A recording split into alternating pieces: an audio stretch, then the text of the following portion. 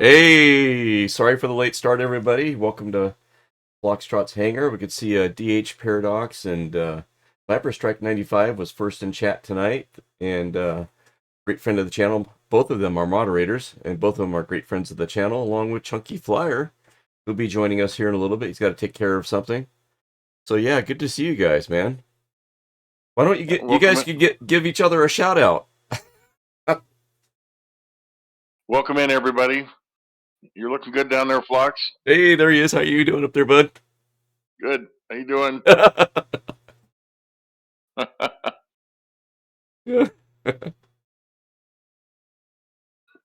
So always got to check on Flox. He's always below me.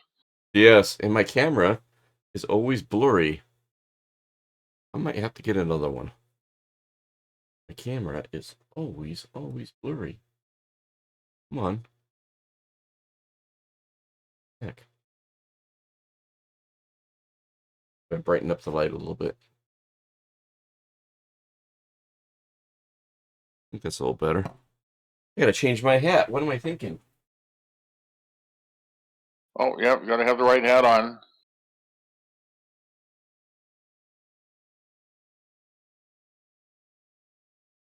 My dog's on the bed looking at me like, what are you doing? Green screen. Swapping hats. So Flox, I got to ask you, you heard about that elderly gentleman that went into a bar and he sat down next to a nice looking elderly woman at the bar, and he said, "So, do I come here often?" And? No, do I come here often, not do you come here often. Oh, do I come here often? I guess I'm getting older too. I needed a little help. Okay, everyone. We're trying to introduce some humor, but I don't know, it's got a lot of work to go, so I'm not sure how that's going to work out, but we'll try to amuse you along the way if we can. If we come up with some material that works, but can't guarantee it always will. It helps if the host gets to joke. Oh man. All right, yeah, welcome in. It's an Airwolf night tonight. We're gonna be continuing our leg on our Airwolf series that we started. Tonight, we'll be heading out of what airport are we at right now? It's the ranch. It's the old ranch that we ended up at. Quarter. What is this? Quarter Circle J Ranch is where we're at, and we'll be making our way to actually 29 Palms, California. But before we head there, we're going to be going to Desert Center, California, and there's a reason for that.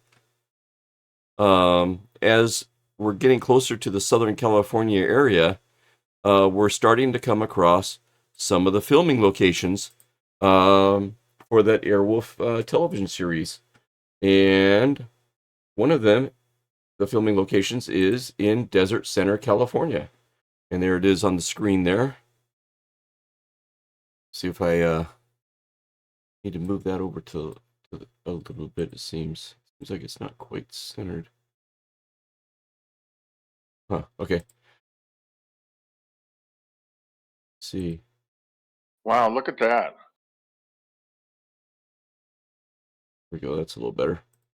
So yeah, that's there's a now a today picture and of the gas station. You can see it's abandoned. And but back in the television series there, they had it set up, or it was a Texaco, and look how low to the ground Airwolf is when they were filming that scene, and look at the rotor. I mean, that's got to be like, there's the shadow, I think, right here. So that's got to be like, 15 feet, maybe. Oh, maybe even closer than that. That's pretty close. Boy, one mistake right there, it's all over with. Right? Man. So I trust we'll make it to Desert Center tonight. We may even make it as far as 29 Palms, which I said is our destination. Tonight, nice. Shout out for DH Paradox. We'll be flying over Portugal.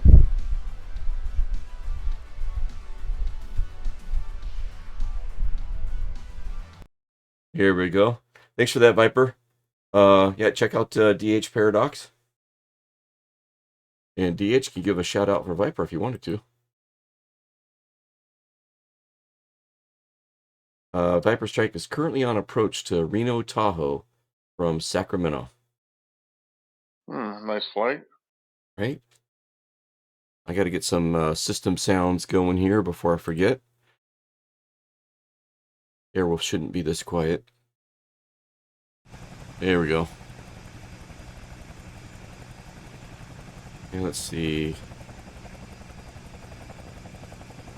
Here's a. And while Flux is doing that, we had a great night on VatSim last night, flying out of Little Rock, and had a great time. STW as always. Great controller, and we always learn something. So let's go ahead and get this started. Flux and I had a great time doing some patter work, and then flying out outside of Charlie open and close the doors and switching the intercom. And I ran out of time, and Flux, after we landed, Flux flew back. Yeah. And so, anyways, each week we certainly learn more, get a little bit more comfortable with VatSim, and just wouldn't trade it. My favorite. Yeah, go ahead. Join us if you can. Yes. And my favorite part last night was when you were coming in, switching to Unicom, and I decided to get up in the pattern, so you'd have to navigate around me as you're coming in, and we're both on Unicom. That was my favorite part. Yes. In fact, I think what Flux said is, well, I'm going to add a little bit to your workload. I'm thinking I'm just cruising in easy smeezy. It's like, okay, all I got to do is an approach here, maybe part of a pattern and an approach, and it's like, oh no, Flux is not going to have that. He's always going to challenge me to the next level. So next thing you know, I got traffic in the pattern. So I had to get in the pattern with other traffic, and it all worked out great. And so yeah, lots of fun. Yeah, it was a blast. And Sleeper Chris is coming in, mentioning that we'll be flying over Tahoe. Cool. Oh, okay. And Edgewood Golf Course has a helipad. Let me see if I can find that. Ooh. Let me see if I can find that. Good evening, gentlemen. Hey, Chunky, welcome in. Good evening, Chunky. Sim's firing up. All right. Sounds good. Flux is in the 222, and I'm in the 160. I haven't flown it for a while. I was trying to decide which one I was going to fly tonight. Well, as long as I don't frame, I'll stay in the 160 here, but if I frame a little bit, I'll divert out and grab the 222. Hopefully not. Oh, we are way south of Lake Tahoe there. I was thinking if we're going to go over Lake Tahoe, we'd check out that golf course. Yeah, that would be fun. But it's we're way south. Yeah. So we are taking off from Quarter Circle J Ranch. We're gonna head west. There's a little airport called Baghdad that we'll do a full stop at, and then we got a nice little 50 or so mile jaunt over towards Colorado River at Gene Wash Reservoir, and if it's the one that I remember, it's kind of a cool little spot, nestled up against a little hill. And then from there, we'll be heading to Iron Mountain, and then south to Desert Center, which is our goal tonight. That's the filming location, and then we'll call it a night at 29 Palms, which is the town that I grew up at, and where good old 18 Romeo was stored and flown in and out of. So yeah, that's the plan for tonight. So we'll kick things off right over here.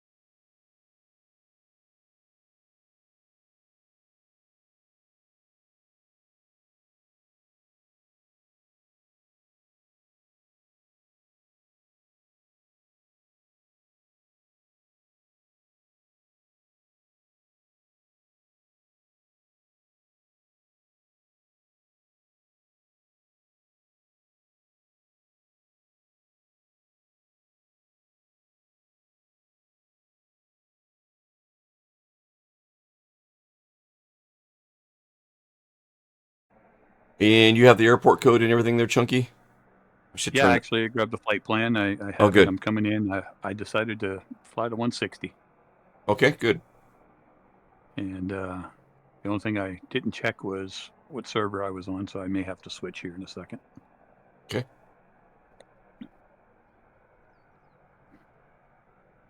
Yeah, that Oh, 160. Well, didn't I change it? Oh, I did. I thought I did. I must not have hit save. Oh, thanks for calling that out.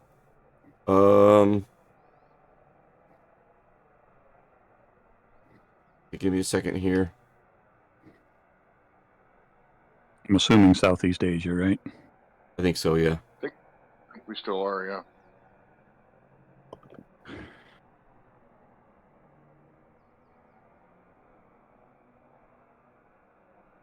Oh, Chunky, I watched that movie Secondhand Lions. Yep. And I remember I watched that years ago when it came out, and you know what? Okay. It was worth every minute to watch it again. Oh, It yeah. was Such that a good. great movie. It was that good. I'm glad you enjoyed it. Oh, I did. Robert Duvall, Michael Caine, and I can't remember the kid's name, but they just did a super job. Just yeah, very, very heartwarming. And I happened to tell Mish this the other night. I, Googled it on YouTube and saw the trailer or two. And years ago, I had seen the bar fight scene. Mm-hmm. Right?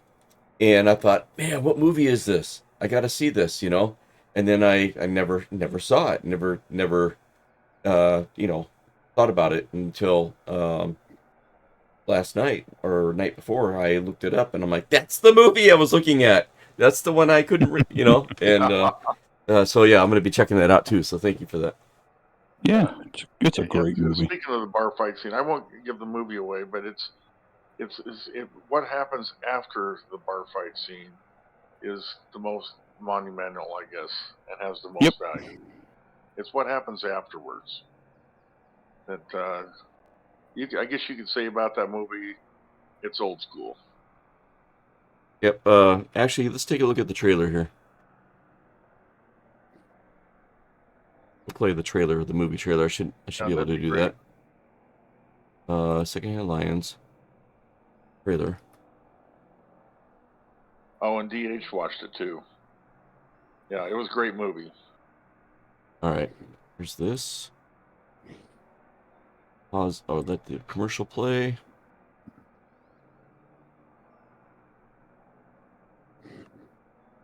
Okay. Full screen. You guys won't hear it on Discord, but here we go. Yeah, that's okay. We'll watch. Leave us alone. The last thing we need is some little sissy boy hanging around all summer. Nice doggy. Go play. Take him to the orphanage right this minute. Whether we take him to the orphanage or tie him up and throw him in the lake is our business, not yours. For Walter, spending the summer with his uncles was the last place he wanted to be. Gentlemen, do you worry about the future? The Mississippi Mutual Insurance Company. Jeez. He was stuck in the middle of nowhere. You sleep up there. We don't know nothing about kids. How you do? Kick off in the middle of the night. You're on your own. With two crazy then. old men There he is. and nothing to do. Is it okay if I go inside and watch television? Ain't got one. No television? Hey! No TV. But sometimes you can find adventure in the most unlikely places. They say these two old men got millions stashed away. Nobody knows where they got it. They stole They're bank robbers from the 20s and 30s. You two disappeared for 40 years. Where were you? You know what I don't like about house guests? Dinner tables, chit-chat, chit-chat. New Line Cinema presents Who do you think you are, huh? Hub McCann. I fought in 2 world wars and killed many men and loved only one woman. Why aren't you helping him? Hub always hugs the bad guys. Michael Caine This was the best idea you ever had. You bought a used line? It's defective. Can I keep him? Robert Duvall, Those stories are true, aren't they? Sometimes the things that may or may not be true are the things that a man needs to believe in the most. Oh. Haley Joel Osment, If I'm gonna live here, there's gonna be some conditions. Conditions? No more dangerous stuff. No fighting teenagers, no airplanes, more vegetables, Make you live to be 100. You live to be 100. less meat. Okay. Good barbecue. You expect us to die of old age? Secondhand Lions, Such a good, heartwarming movie. It really is. Well, that's a great directed scene by right Tim there. McCandless. Nice. 120 on an overpass. You get him on radar. Yeah. That's cool. So yeah, thanks for recommending that, Chunky. That's awesome. Mm-hmm. It's a great movie. I don't remember what we were talking about one night when I recommended it, but I don't either, but I remember the name, and yeah. and then I remember watching it years ago too. Great stuff. That'd be us. That'd be us. DH says, flying into bridges. Bridge. Oh. Yeah, we'd call it out, bridge. And then the next line would be challenge accepted. Exactly. Here we go. All right, so let's kick the tires and light the fire. If you got the emote, go ahead and throw that fireball tire up. I'll get going on my end here. And let's get started here. All right, away we go. Okay, parking brakes off. Boom, boom, boom. All right, we're good to go.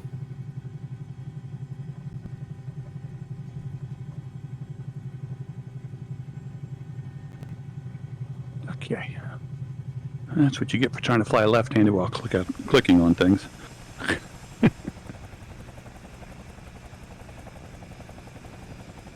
Looks like 10. Hey, Splasher. They're about at the same. Hey, evening, Splasher.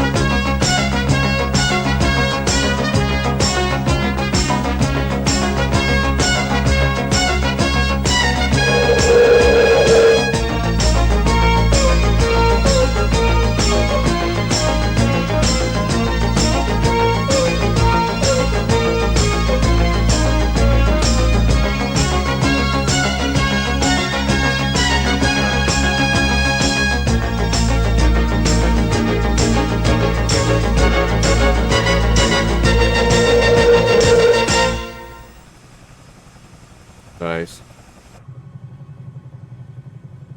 Can't go wrong with the Airwolf theme, man. Oh, this is great. And Splasher 6, when I said if you've got that, fireball, kick the tire, light the fire emote, let it go. I was actually thinking of you in the back of my head. I'm like, I know Splasher was here, it would be going up, and sure enough, there it went. Welcome in, Splasher. Good to see you, bud. Yeah, welcome in. And if you guys haven't met Dom, this is Dominic Santini over here. He's my co-pilot in Airwolf. Hey, Dom. Say hello to everybody over here. Yep, right there. Oh, yep. Yep. Yep, there he is.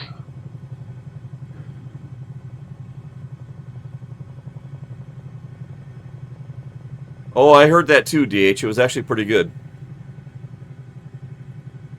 And I think the person that does that mashup has done a few other mashups as well. But that one was pretty good. I remember that one.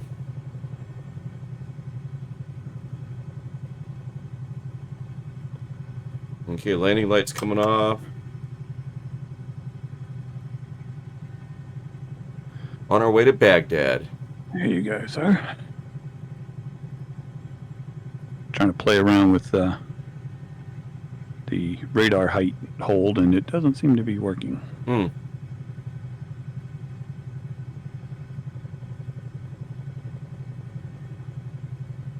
I'm gonna buzz the top of this mountain here. Yeah, me too. I'm just doing, I don't know, I'm up to 100. I didn't go that fast. That's probably reasonable. Just Oh, and I got the trim too. oh yeah. Yeah. There's another tip that Chunky shared with us a while back.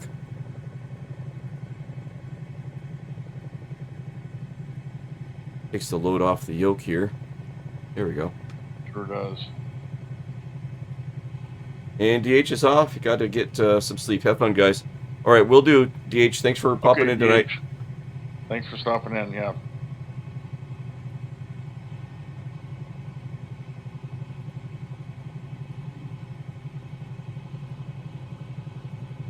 Then last night I got a little extra practice. I hardly ever have a CTD, but somehow I did right as we were to part out of Little Rock there, and so did a little extra practice to reload the sim, fire back up, get into VatSim, get everything tuned in, and it all worked out. And no issues with your computer crashing or anything after that?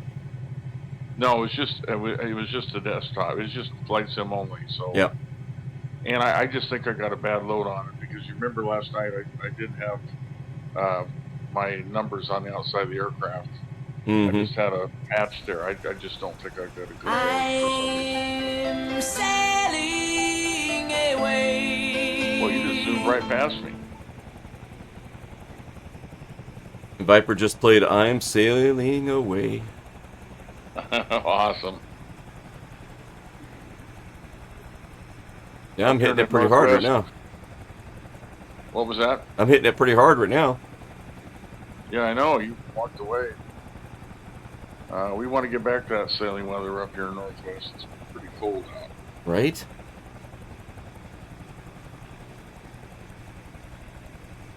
That's the one thing I will say about that 222. That is a fast chopper. Yeah, it is. If you're careful with it, you can get it up to 200 knots easy. I better hit it a little harder here. Yeah, this 160 at about 10 miles. About 165, 170, it starts getting really bad. Yeah, true. You're right. Oh, Flock's going down to a canyon there. Yep. See what that's all about. At high speed. Yikes.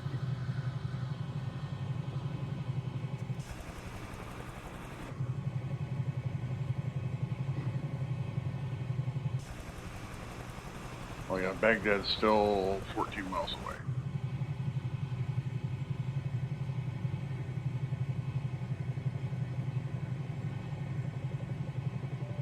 Maximum speed, I don't care.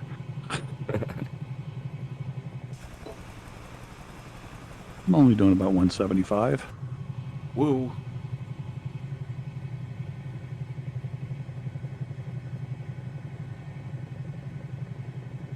Oh man, I got maximum speed, rain warnings, landing gear warnings. Look at all kinds of things.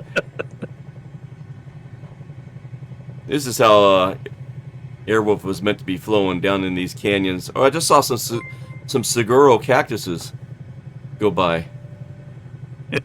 I'm gonna tell you a funny story about that one.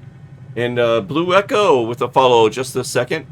Welcome in, Blue Echo. Thank you for the follow. Enjoy your joyride in 18 Romeo in the top up there. And go ahead, Chunky. So one night my wife had a few drinks, and she was pointing out one of the habanero cactuses, as she called it. Oh, the habanero cactuses. She was doing. Say that again. She was trying to point out a saguaro cactus, and she called it a habanero cactus. That's great. So when you guys come in and you meet her, you'll have to ask her about it. About the habanero cactus, we'll definitely remember that one. They're unique. You know, I grew up with some saguaro cactuses in the Mojave Desert. Is there any habanero cactus? up here. Tell us a little bit more about those.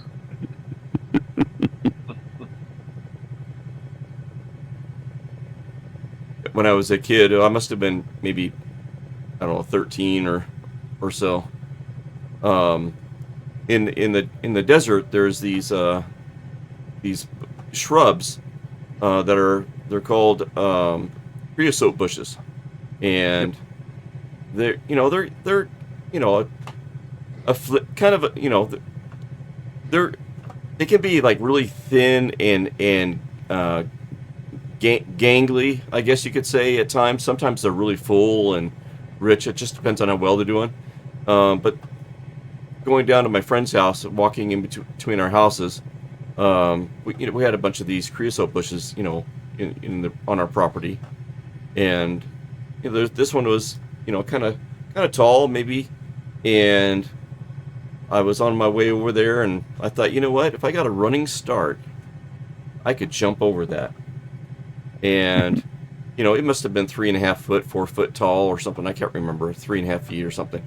Just where I thought, you know what, if I hit the top, it doesn't matter. The creosote bushes are flexible and it's not a big deal. So I get a running start. I give it all I got, and I jump, and I almost cleared it. I missed it by about 4 inches, and I'm showing my fingers in the stream there if you're on VR. About 4-inch span there. Just missed it by that much, right? Well, turns out it wasn't a creosote bush. It was not a chala cactus, but it's another type of cactus. I can't remember now. But really, choyas will tear you up. Yeah, those are really bad. Now this is kind of like it's not like a cholla. It doesn't have as thick of a bush of spines and as in a thick of a branch. It's more spindly, like an acacia kind of. But I can't remember what it's called. Anyways, it hit me right in the crotch, man. Oh man. And that was a hard lesson to learn. Yeah, it was. And my shoe went flying off, in the air, and I'm doubled over in pain as I'm hitting the ground on the other side, and my brain is trying to process. But that was a creosote bush, what? And it was twilight. The sun had gone down, and everything was in shadow, and that's what messed with me. But yeah, I never jumped over those things again. My brother, he's got a degree in horticulture, and he had his own plants, and he still does. But he had a barrel cactus, and our neighbors had horses, and they said, "Hey, the horses got out. You may want to go check, make sure they didn't eat any of your stuff, So he's out there in flip-flops, and he went to step over the top of the barrel cactus and didn't quite raise his foot high enough. Oh. And he put one of those, 2-3-inch spikes. Yep. Dead center in the front of his big toe. Oh no. And he had to go to the hospital to get it removed. It was in there pretty good. You can tell your brother that a very similar, almost same thing happened to me. Except where I was riding my motorcycle. It was a little XR75 I had as a kid, and didn't have riding boots. I was in my Vans, wearing my Vans tennis shoes, and we're coming up on the helipad here. And whoa. There we go. And I'm going through a desert wash, and the Vans tennis shoes were notorious for having a crease mark right where your big toe bends, and sometimes a hole, at least on mine, would form right there on the knuckle of your big toe, and there'd be a hole in your tennis shoes, if you'd had them for a while. And so I'm cruising. I got my foot down on the foot pegs like this because I'm going down a wash, which is really nice and smooth, going in and out of ocotillo and big mesquites or creosote bushes and stuff. And all of a sudden, whack! There's a cholla. This was a cholla cactus that was like a young one, and it was only maybe 6 inches tall. And I just hit it with my foot, and my whole shoe was covered with spikes and everything. And those things have the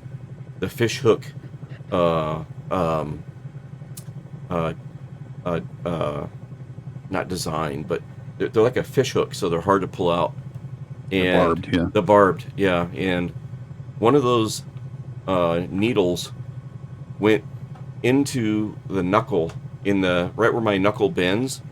It embedded itself in the crack in the knuckle, and I couldn't get it out. And got back, and Grandpa and Grandma were visiting, and told everybody what happened and stuff. And years coming down.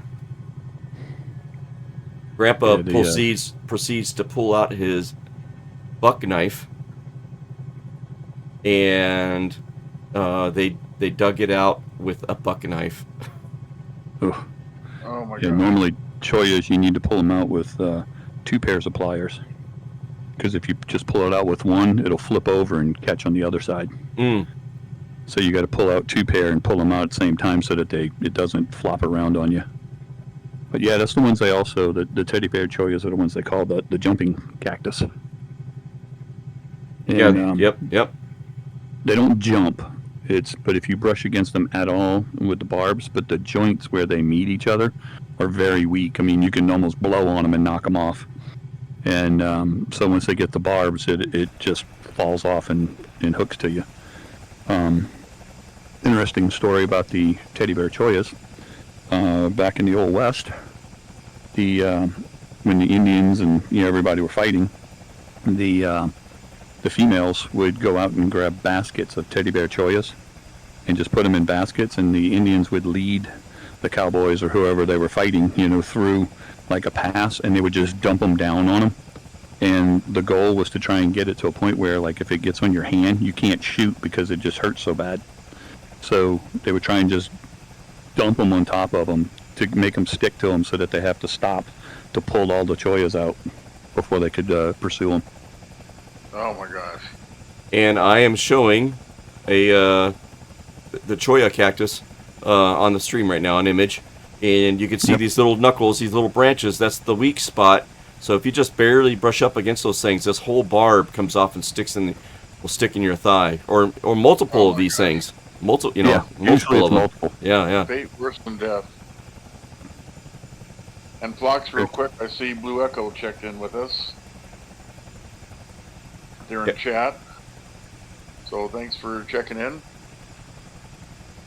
There's a video of there's a golf course out there that has Choyas around one side of it, and one of the golfers swung and slipped and fell into it, and they're just stuck all down his back. Oh my gosh. That'd be enough to quit playing golf, I think. I think I've seen something where there was like a party or whatever, and people had been drinking and stuff, and somebody jumped in purpose or whatever, and then they got taken to the hospital. Something like that. It seems like I remember seeing something like that. All right, I had a minus 123 on that one, guys. I had I had a minus 159, I think it was. Oh, I got work to do. I was a 450. All right, Chunky got this one. This guy. Chunky got this one. Good job, Chunky. All right, let's see here. Where are we going now?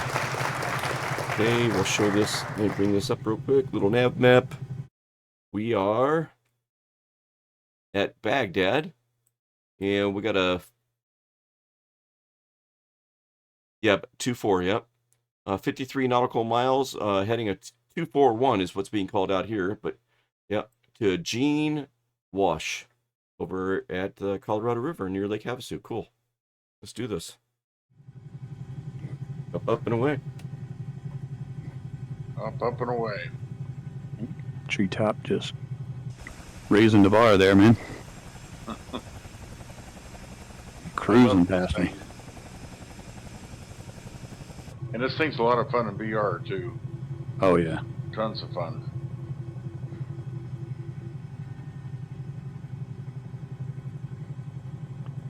Then the other thing, for chat, just if you haven't flown the 160, the thing I like about this is it's got enhanced autopilot, so you don't have to have your hand on the collective the whole time. You can set the attitude of the nose of the aircraft, and then it'll keep it there for you.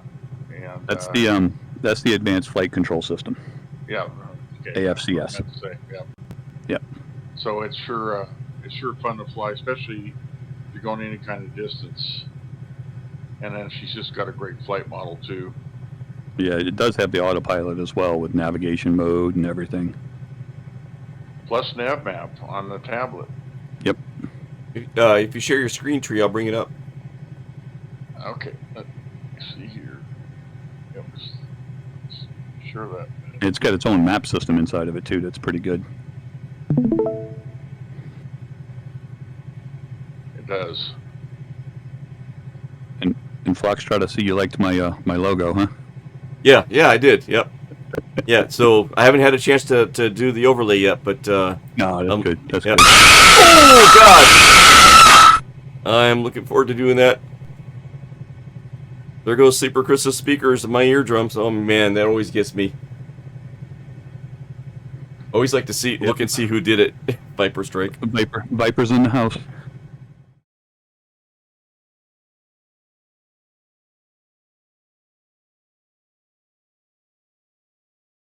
Yeah.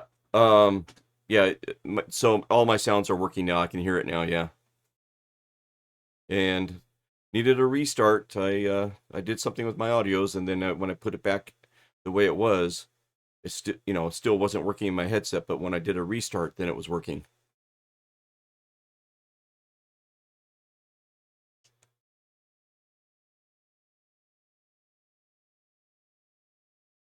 So yeah, tell us about what you were. Show us. You got the. Yeah, go ahead.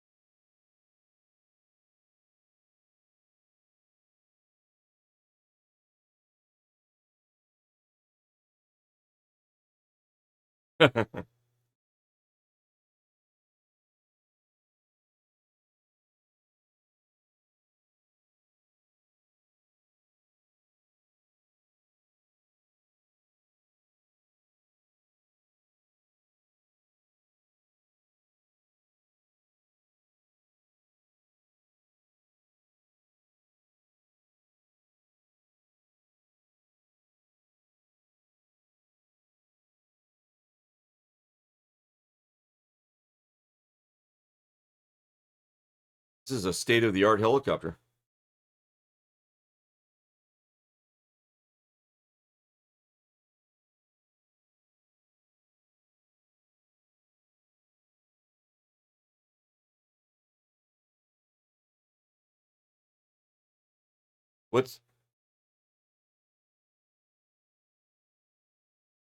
Can you show us the exterior while we're looking at it?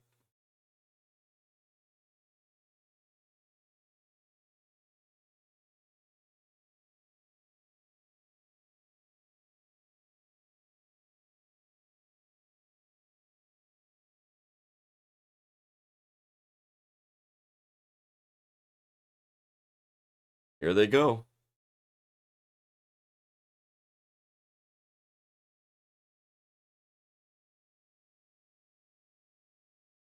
It's a good-looking aircraft.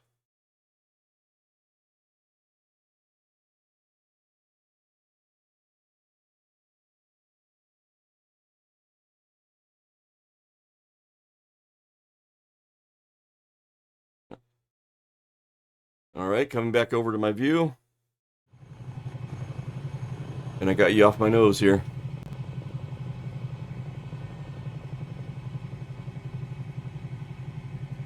Now this topography is starting to resemble where I grew up at 29 Palms a little bit. it wouldn't surprise me if those are creosote bushes down there that we're seeing, those dots mixed with some cactus and stuff in there.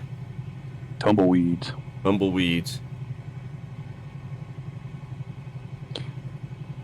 We drove home to Louisiana when my mom passed away, and I think it's when we were coming back. There was a lot of wind blowing, and we were going through Texas, and there was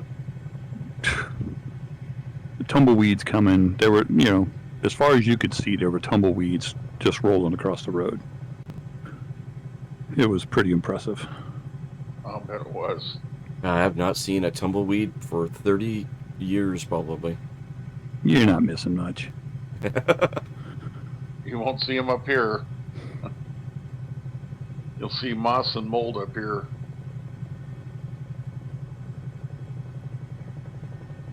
If anybody sees like a landing opportunity, don't hesitate to call it out.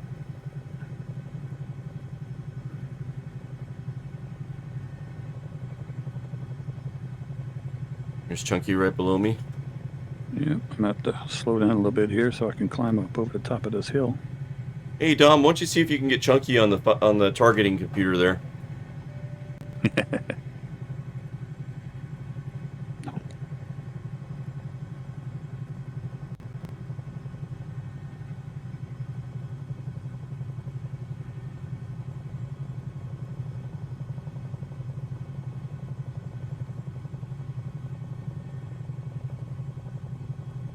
You said you're landing on this hill up here? Chunky? Where are you guys? Oh, you're over there. Let's see. Oh, top of that guy that's behind me and up. Chunky, I can't hear you.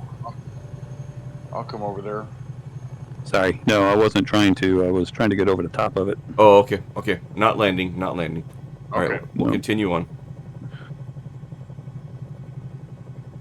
Yeah, I was trying to slow down to get up over the top of it, and it was just acting weird, so.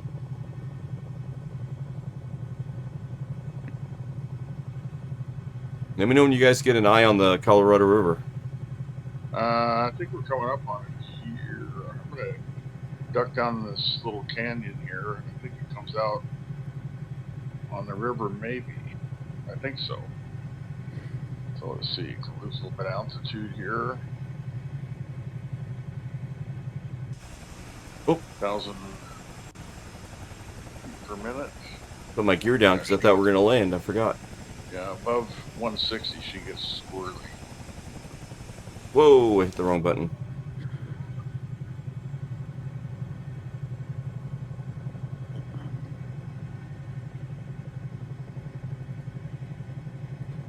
I don't think that's I think that's a wash up ahead of us. I don't think that's the Colorado River yet. I think it's still a ways away.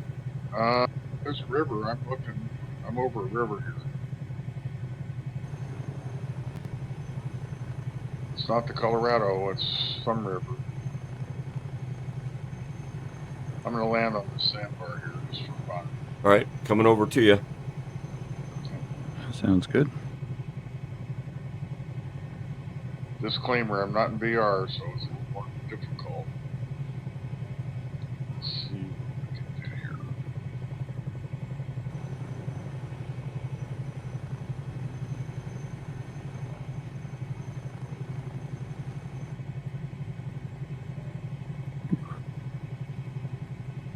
This is Airwolf country here, man. It is Airwolf country. Bad guy's got to be right around the corner there.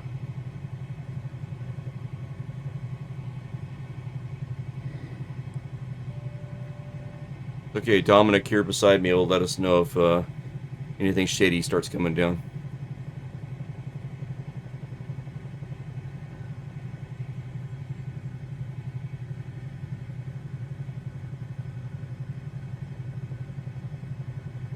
Alright, making a beeline for you, Tree. Okay. You see us coming out of the hills here. I slowed down. I'm trying to get a good number here. Let's see what I can do.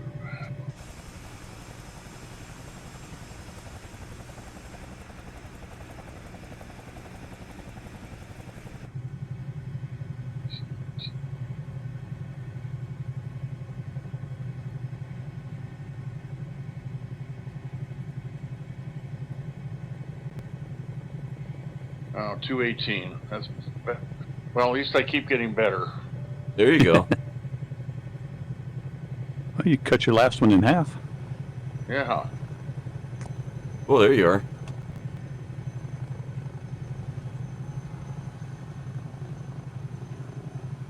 All right, gear coming down.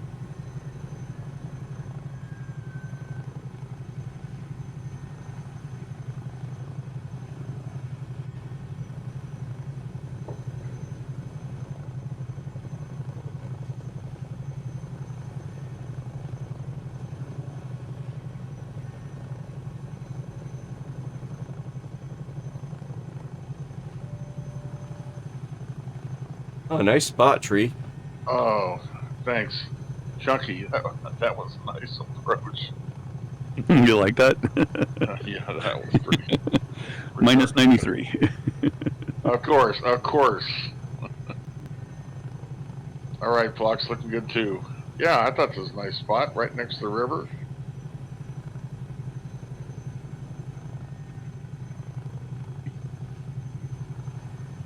Yeah, I was cruising down the river there pretty fast, so I just kind of slowed it down in a nice turn. Oh yeah, yeah, nice though. That was perfect. Hey, All right, go ahead.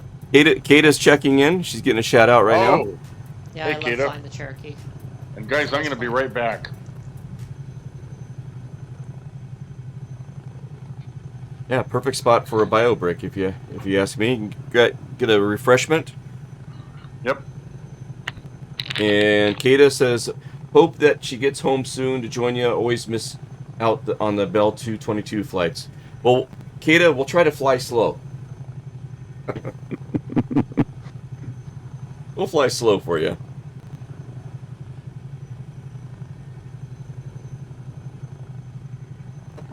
I'm gonna grab another water while he's doing that.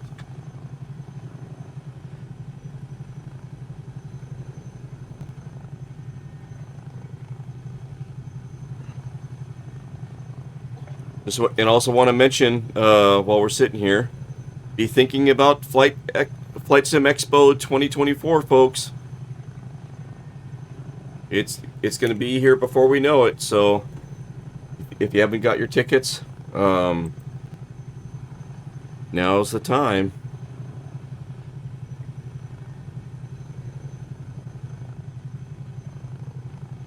Oh hell yeah! Says Kata. Kata's going. Looking forward.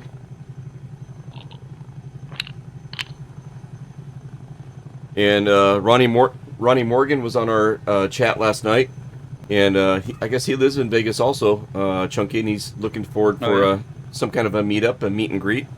So that's cool. Nice. Yeah, looking forward to that. He was, by the way, Chunky, he was kind enough to keep track of our mistakes last night. Both Flock and I. I think 1, 2, 1, 2, 3. I think we were both at 4 or something like that. It was a fun night last night, but yeah, we struggled a couple places. Yeah, I gotta say. I was not firing on all cylinders last night. No. Hey, Flox, I just sent you a picture in Discord. Mm-hmm. That's the livery design that I'm kind of working on for Smog. That's the first kind of testing of it. Hey, let me. Kata. You have to ignore the purple. That's just textures I haven't worked on yet. All right, 1 second. Let me get that Hope pulled you up here. Home soon, Kata. Join us. Hello there. Well, hello there. Yep. And we want to see you down there too. Ooh, okay, switching gears a little bit, guys. And Ground, you might want to roll some trucks to wherever got a shout out for guys SDW here. That lane did not look good. Yeah, I noticed you might have some hot breaks after that. We were just talking about you, SDW, and it was all good. All of it, we swear. Thanks for the raid. Yeah, welcome in, Raiders. Welcome in, SDW. Thanks for the raid, and thanks for doing what you do with ATC there, SDW. It helps with the immersiveness, and much appreciated by a lot of us. So, yeah, congrats on that. Welcome in, everybody. It sure is. Hey, Flux, change to my screen real quick. And do you have a second? I actually have a Discord picture pulled up for. Oh, never mind. But let me come back to you right after that. So let me switch right now to where you can see it.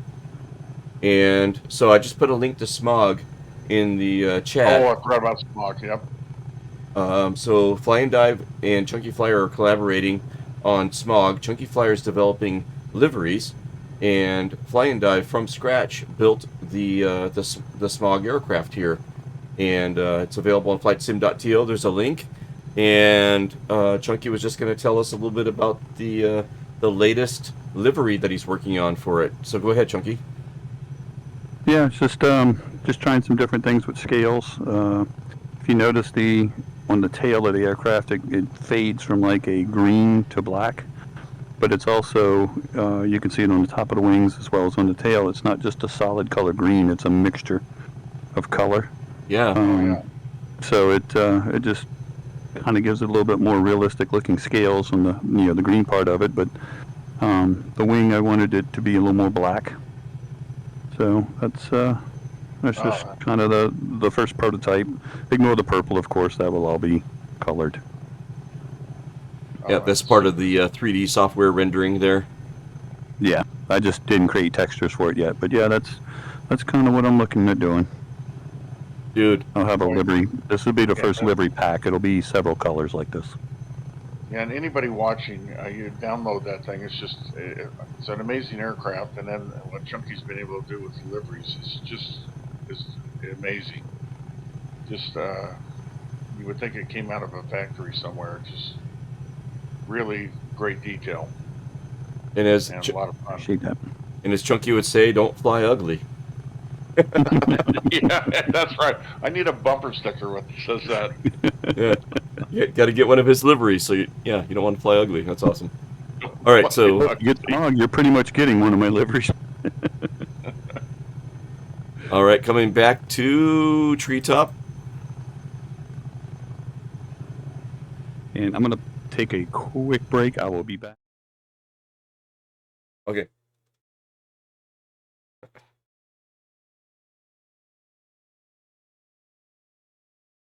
Oh, that's what you wanted to show us was the how we looked there. That is a good shot.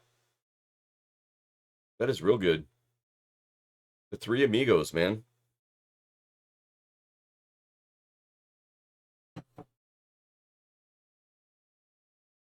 Yeah.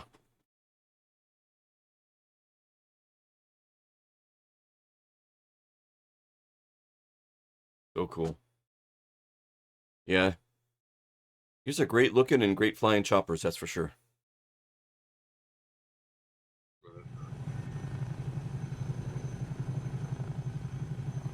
All right, let's see. Let's test audio on your feed. Okay, so everybody can hear us. And go ahead and say something, Tree.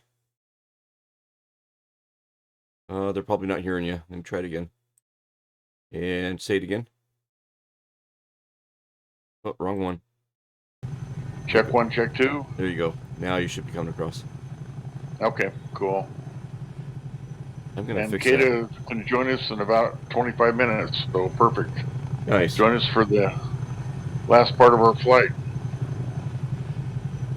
And these, this is, as much as I like the other 2 nights of the week, I sure like the GA nights when we do exploring like this and just go to all these different areas and we learn a bunch of stuff about the activity that took place and the geography is just a lot of fun. Right? All right, Chunky says he can catch up. Let's take a look and see where we got to go next first, though. So let's get the little nav map up for a second. Looks like we might have about 20 some miles to go here. Yep, still heading down to Jean Wash. It's at 850 feet, at a 5,000 foot runway. All right, we'll start making our way down there. All right, up and away. Okay, here we go. Let's go slow. Maybe do about 80. Yeah, so. We can take it easy, you bet. I'm gonna follow this wash here a little bit.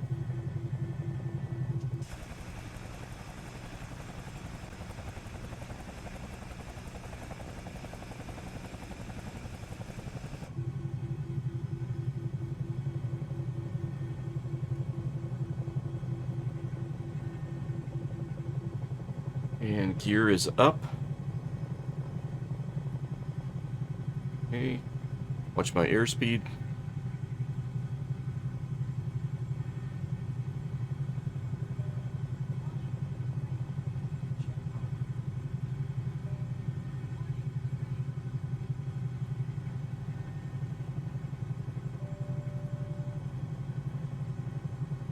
Where's Discord? Here it is.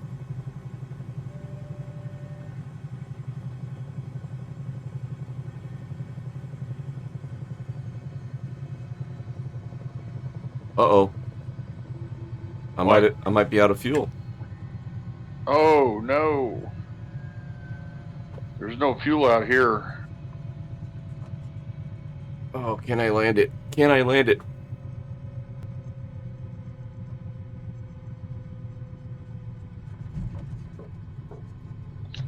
Oh man. Rip one Airwolf. Oh man, the TV producer is gonna be upset with me. Yikes! I guess that's what I get for not topping off. There was only one. And there was only one. Flux, that wasn't in the budget. And whenever you guys come over here and hopefully you can see me here and maybe you guys can land and give me some fuel.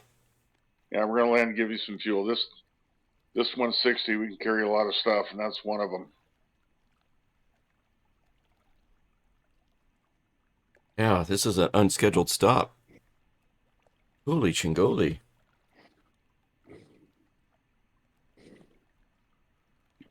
Coming right up here. Better turn my batteries and stuff off.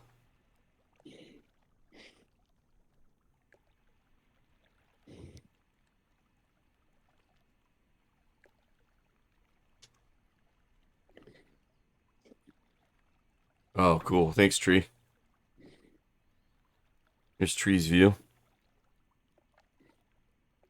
Okay, I'm right here.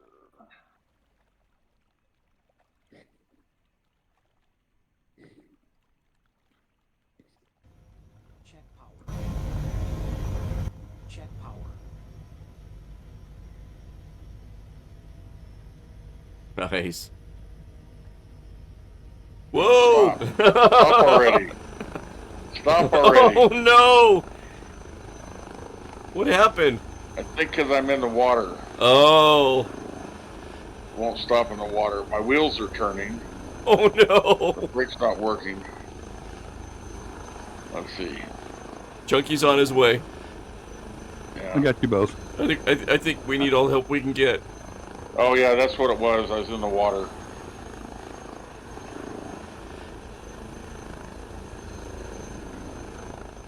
There we go. All right, filling me up. I don't see Chunky. Oh, there's Chunky right. Oh yeah, he's on the other side. Yeah, there's plenty of room over there. Yeah, we'll just run a hose across to you. That's where I should have went. All right, let's get this bird topped off. I forgot about how thirsty she is. Did you start with a full tank? Because we haven't gone that long. Yeah, and the fuel looks good. Weird. Weird. All right, here we go.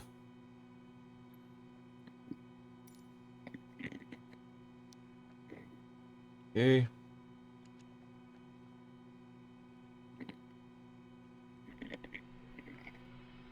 Come on, baby.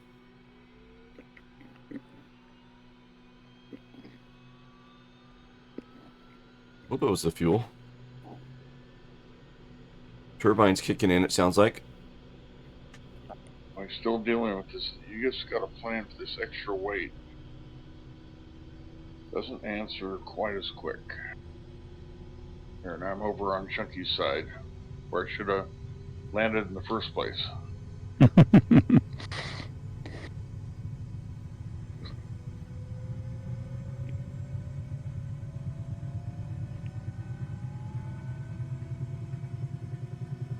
All right, she's firing up. Yeah, I don't have a hose that'll reach over there, but I do have a an empty coffee cup that you can use if you need to fill it. Run it back and forth. We carry everything, Chunky. We had a rubber raft and 5-gallon cans. We roped it across. Rope and line. We can say rope because the rope was attached to land. There you go. Here's coming up. Get the heck out of Dodge. All right, thanks, guys. Much appreciated.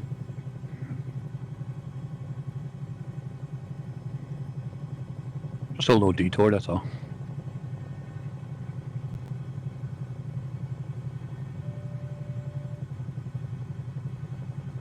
This is probably kind of a cool spot if there's really water like this here in real life. It really is. It's fun to fly 8 feet over the top of it, too. Right?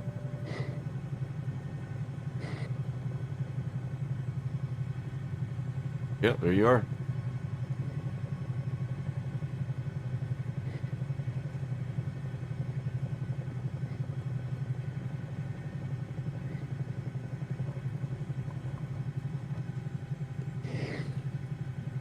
Oh man, that was just flying by me.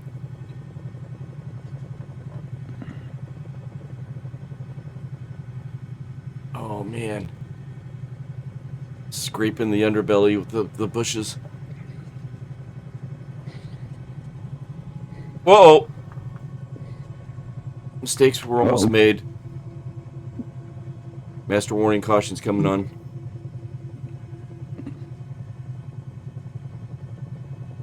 That's Dominic telling me to take it easy. Yeah, because he has to fix it. Right?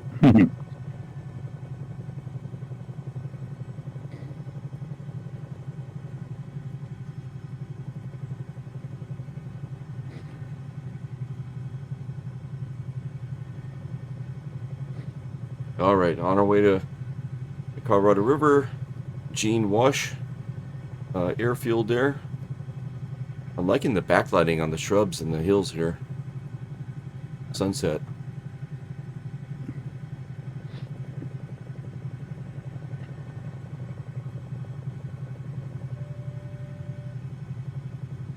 Yeah, this is nice.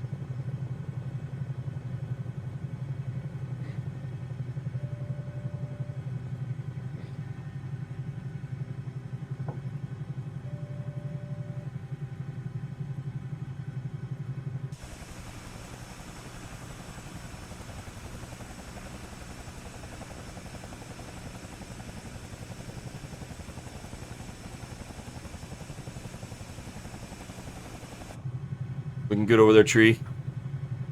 Oh, this is super. I'm doing about 120. Guess what? I'm about 100 feet. And it's all flat in front of me.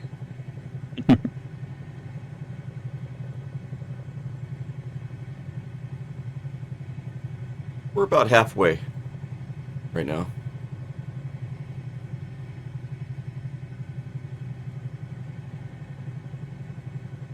Yeah, this is super. I wonder if you can do an auto rotation in the sim. I bet you could. Can you? Mm-hmm. I think we were experimenting with that a while back. It's tricky.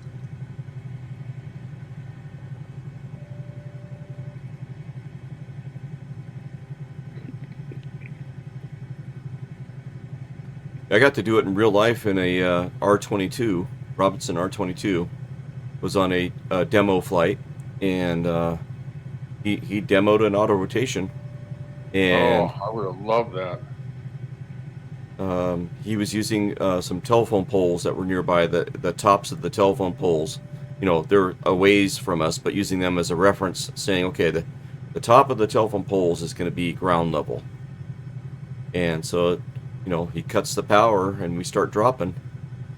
And then just using the collective, he adds pitch with no throttle. And I'll be darned, it felt like we had power and just started slowing down and then hovering. And the inertia of the blades kind of kept it there for longer than I anticipated. So it was hovering, and then starting to drop, and he adds power, and off we go. And So it worked. It's amazing. So what altitude did he start the auto rotation? Oh, we were probably, because I think the telephone pole height was probably about 70 feet. So we must have been about 500 feet or 700 feet. And he started to hit the collective at 70? Yeah. Well, no. 70. Yeah, so he probably started hitting it around 120 feet because he wanted to use 70 feet as the ground level so that he was stopping. So he probably started adding collective around 120 feet or 100 feet or so. And it was gradual, right? Well, I mean, you felt it. It put your butt in your seat a little bit. You could kind of feel as it was slowing down, you could feel it. It wasn't like this, can we do it? And, gingerly trying to do it. It was adding the pitch and starts slowing down and starts hovering and then starts dropping. And then he adds power and then, up we go. Wow. So it's totally doable if you lose power or, fuel, power or anything to, get those down. But it's all about timing. Yeah. All about timing. It's fun because you're trying to lower the collective to gain that rotor speed, but you got to be careful because if you need too much rotor speed, you'll overspeed it. So you got to find that balance in there of keeping the rotors at the right speed, and at the last minute you pull in the collective so that you can land softly. Yeah. But you can overspeed it if you're not careful.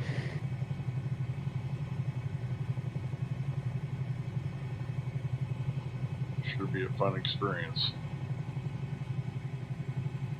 I still remember that like it was yesterday. That was before cell phones and being able to record everything. Yeah.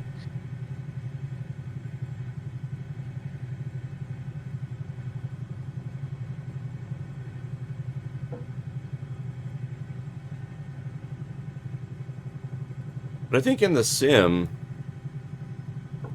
we're using the throttle lever for the collective, and I think it's working the collective and the throttle kind of in conjunction. I think. I'm not.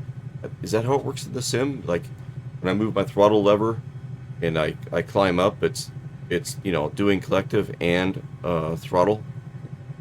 Well, the sim is relying heavily on the governor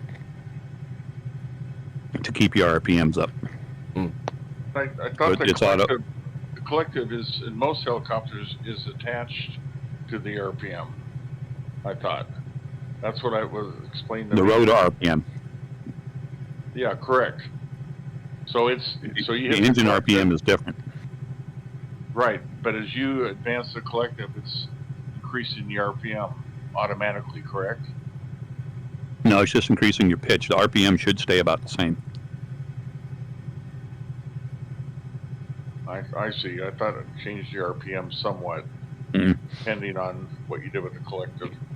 So as you change the pitch on the blades, it'll slow the blades down, so you need more engine to pick the RPMs back up.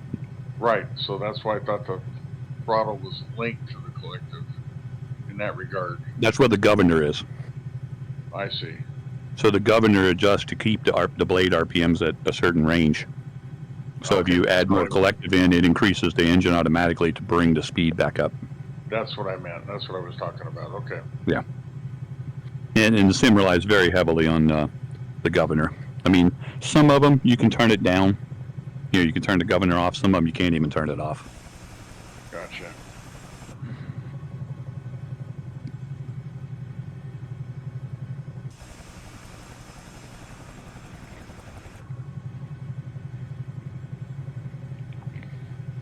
The Mini 500 I did at one time. I turned the governor off and just adjusted the throttle all the way up just to see what it would do. Oh, she goes fast, but she is a handful. Oh, wow. Oh, I bet.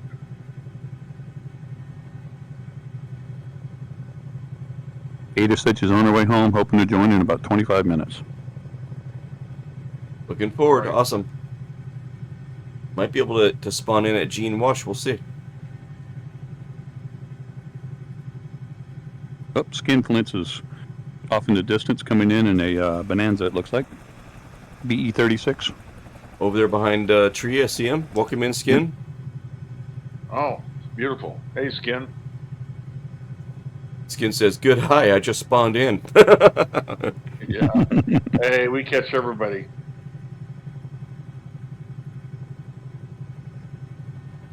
All right, on the other side of these hills, we should have a nice big river.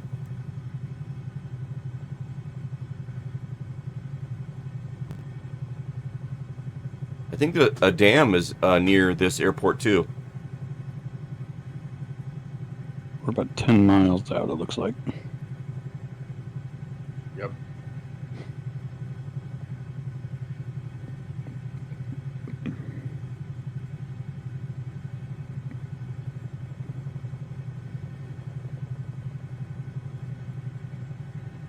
Skinflint says hi in chat.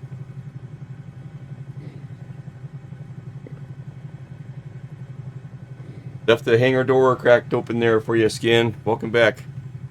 Yep, absolutely.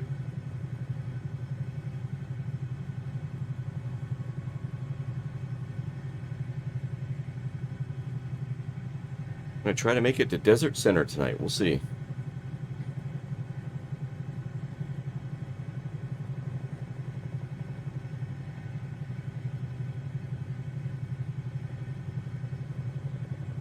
Oop, I see the river.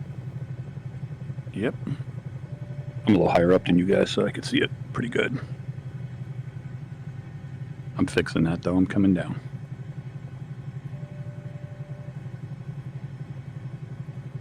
I think I'm getting some terrain warnings at the moment.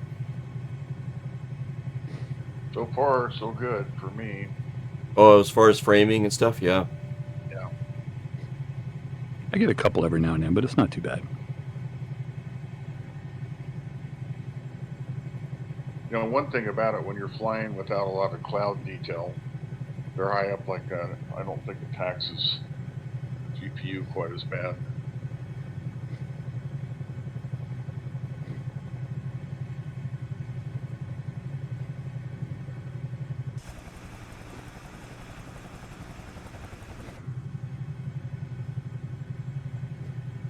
Nap of the earth, baby.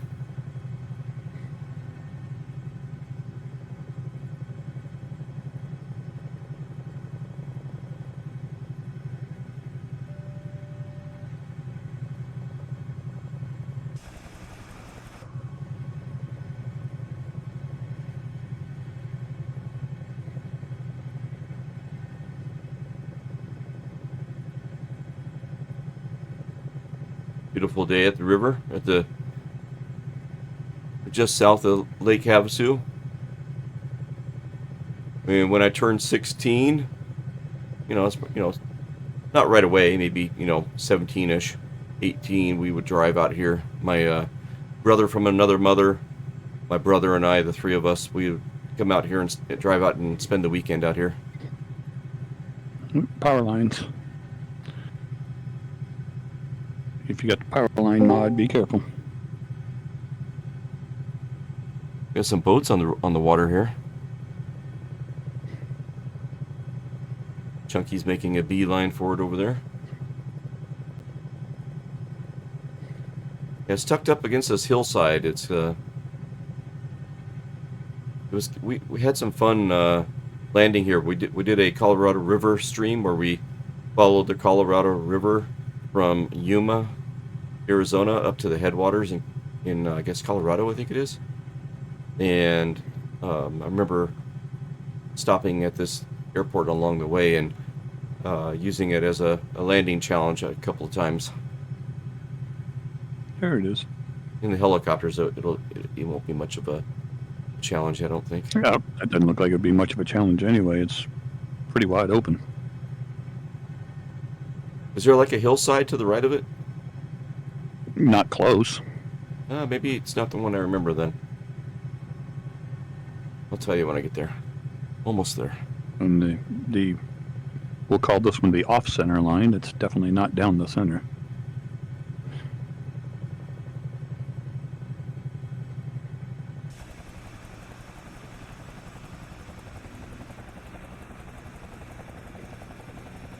Oh, there's part of the power generation or something there.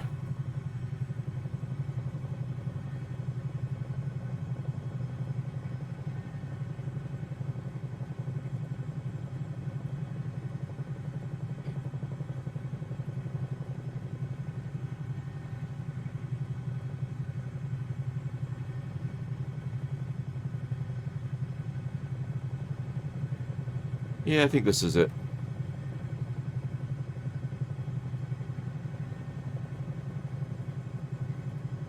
Alright, see if we can find some place to land here. I'll get out of your way, Chunky. Oh, you're good. I'm just kind of flying around.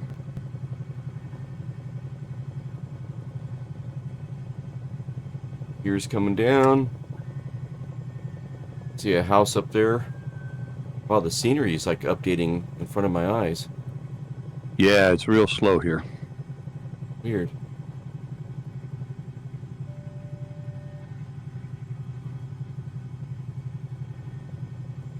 Oh, man. Welcome in, Raleigh. Good day, mate. Hey, Raleigh. Good day, mate.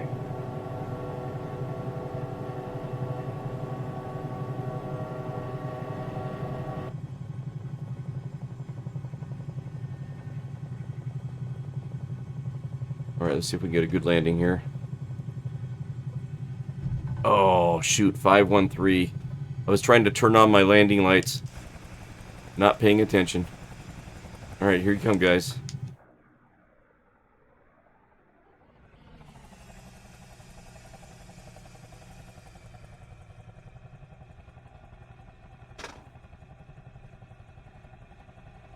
Oh, looking good, Chunky. A lot better than mine. Just kissing the ground. That's going to be double digits. -48. Yep. That's the new record, -48. That's the number to beat. Well played, sir. Well played.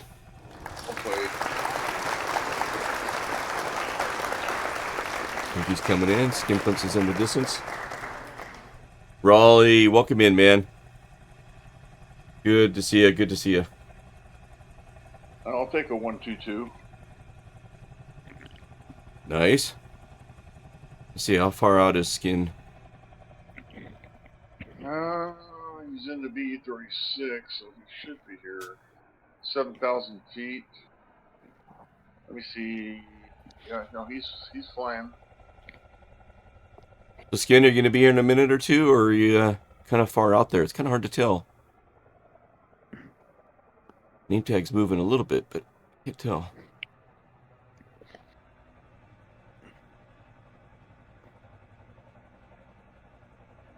So we are at 5 Charlie Lima 7.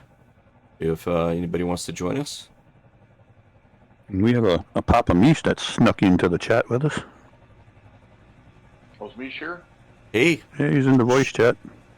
I didn't even nice. hear anything. Hey, Mish. Nice. I actually got to sneak in today. This was an exciting day. I didn't hear alert or anything, so I didn't either. You got the old stealth mode going. I've become the alert then. You are the alert. That's right. Well, you know, high school yearbook, it said I was most likely to be alert. The country needs more alerts. Skiflins is coming in. Clear the runway. Mish is spawning in. Annabelle 407, nice. And join us this coming Tuesday. Lurt, no, Mish has been working on a racetrack, flattening it out and stuff, and for the Juice Goose. So we're gonna do some Juice Goosing this coming Tuesday at this nice racetrack that looks like it's a perfect size for the Juice Goose. So I'm looking forward to that. Skin said he's 70 miles away. All right. We'll continue. Oh, gotcha. Yeah. Okay, Skin. We'll continue and not go super fast. And good. All right, we're all together. I'm good, guys. All right, our next spot is going to be Iron Mountain. It's about 47 nautical miles. So Iron Mountain, here we come. Here it is on the little nav map, so you guys can get an idea of where we're going. Looks like it's going to be a heading of 247 from our current position. 47 nautical miles. It's at a 890 feet is the altitude, and about a 3,000 foot runway. All right, let's do it. Ooh, power lines. Big power lines. Okay, parking brake is off. So I went and grabbed the latest version of the power line stuff, and they have a way that you can make the power lines where you can't collide with them. Oh, gotcha. You just have to rename. There's two files. One of them is named disabled, and it's you. I can't remember the file names, but you rename the one that's there, and the one that's named disabled, you add whatever file extension it's supposed to be, and works like a champ. Okay, that's good to know. You can see them, but you can't crash into them. So I sure like having them. So it just adds one more layer. yeah. Let me try and gain a little altitude, see if I don't stop getting so framey here. Yep, that helps. Good. And Kata is loading up the sim. Okay, sweet. Beautiful. 5 Charlie Lima 7. I'll put it in chat. 5 Charlie Lima 7.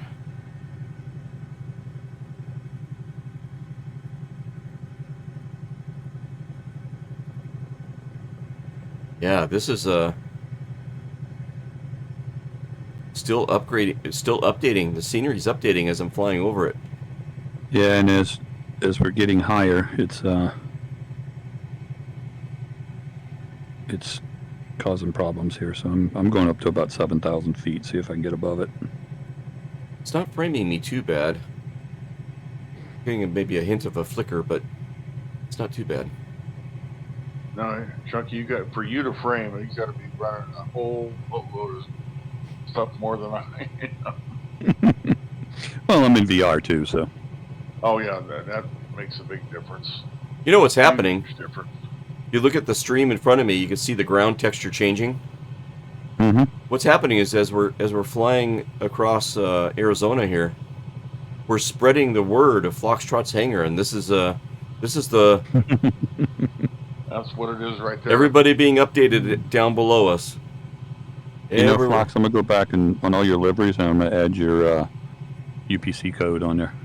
Oh, are you? Oh yeah, the QR code. The QR code. I thought you were talking about the registry number. But no, the QR code.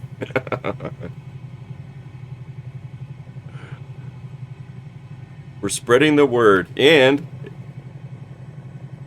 I'm farting around with making business cards that has the QR code that Chunky was mentioning on it. Gonna have fun with those at the expo.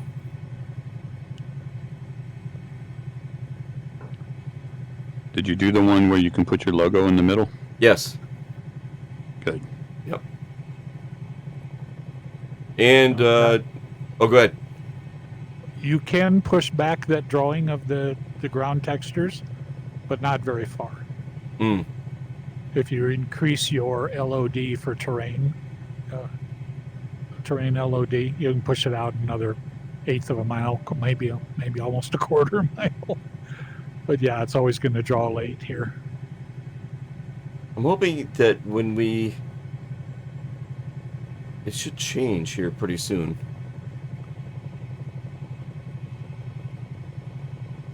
I don't remember it doing it over by Iron Mountain and stuff. I've flown there before. Is this happening to everybody else, not just me? Yeah. Okay. Yeah, me too. And it could be Southeast Asia server getting overloaded. It could be all kinds of things. But I'm up at 5,000 feet and you quit loading the scenery in now. Okay. yeah, you could always set your LOD really low and then just fly high enough so that you never break into that level.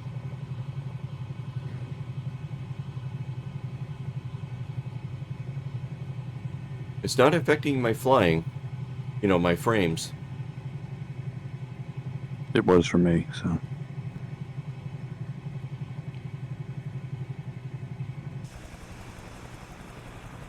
Boy, I don't like to fly this thing more than about 160. Oh, and I keep getting really fast, so I'll slow down a little bit. Don't even worry about it. I see where you are, but I'm telling you, it's get over 160 and you got to pay attention. We have a Colonel Fork and an H-60 behind us. Nice. Nice. So I'm going to stick to 140 to 160, so I'll get there. I'm only doing like 120, so I guess I need to speed up. Welcome in, Colonel Fork. Welcome in. Heading to Iron Mountain.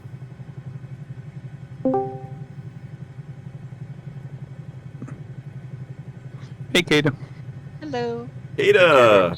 Welcome back. Are you over there?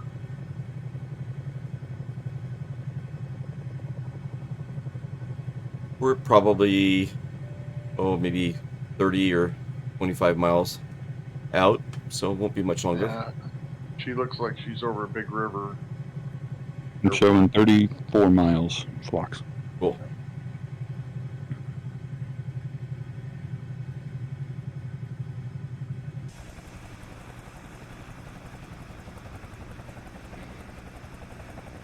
Oh, looking good, everybody. Are we going to land at the airport? Yeah. Sure, a lot of fun.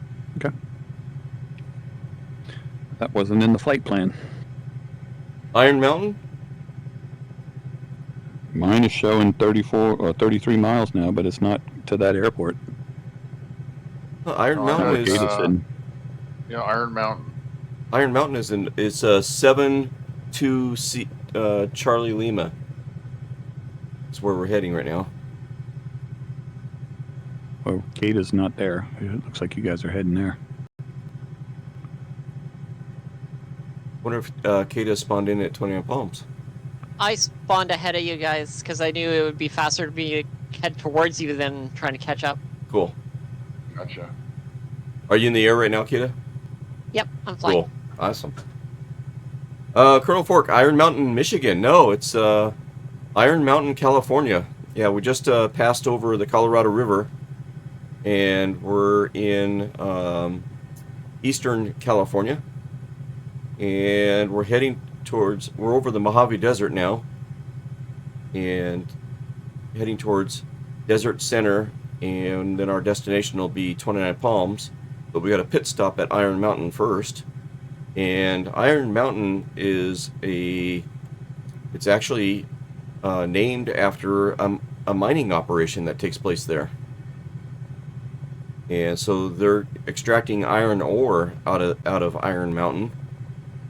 And there is actually almost like a little town there, because it's out here in the middle of nowhere, and the amount of resources, employees that are needed to run the facility back in the day, the developer or the owner of the mine paid to put in housing, city streets and housing for the employees that worked at the mine there.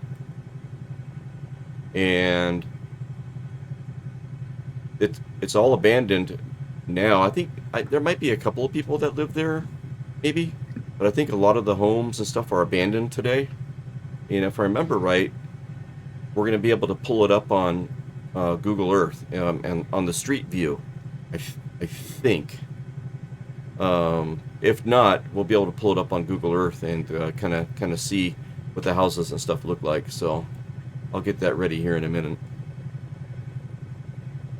But I've driven by Iron Mountain many times on our way to and from the river, but never made it up there. I want to say there might be like a gate or something. It might have been locked off from public. I can't remember.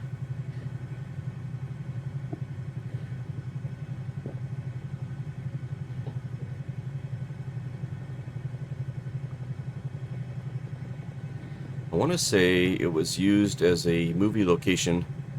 I cannot recall the movie. Maybe 7 or so years ago, 10 years ago. Oh, there's Kata. Nice.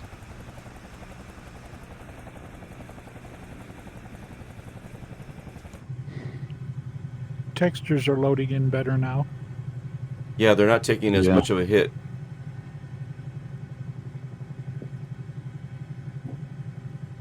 They're a little more subtle. They're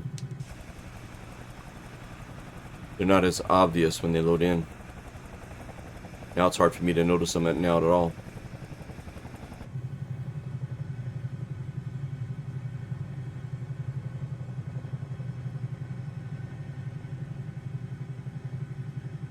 So if anybody is in chat and, you know, you're not flying or something like that, if you could Google, I think it's called Iron Mountain, and see if it was used as a filming location for a movie. And we'll see if we recognize the movie. It's not going to be Airwolf.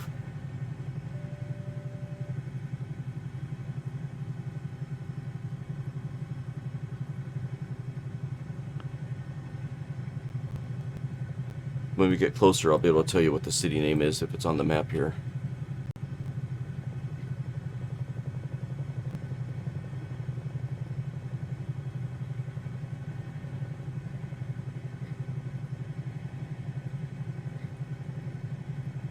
You guys are moving pretty good. Yeah, I'm cruising about 150. Yeah, I'm just shy of 140. Nice. Yeah, a little over 140. I'm going to speed her up a little bit here.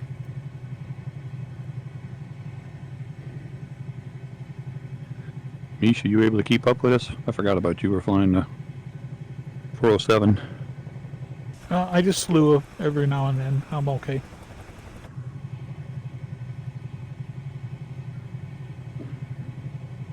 I knew it was going to be tough to keep up, but that's all.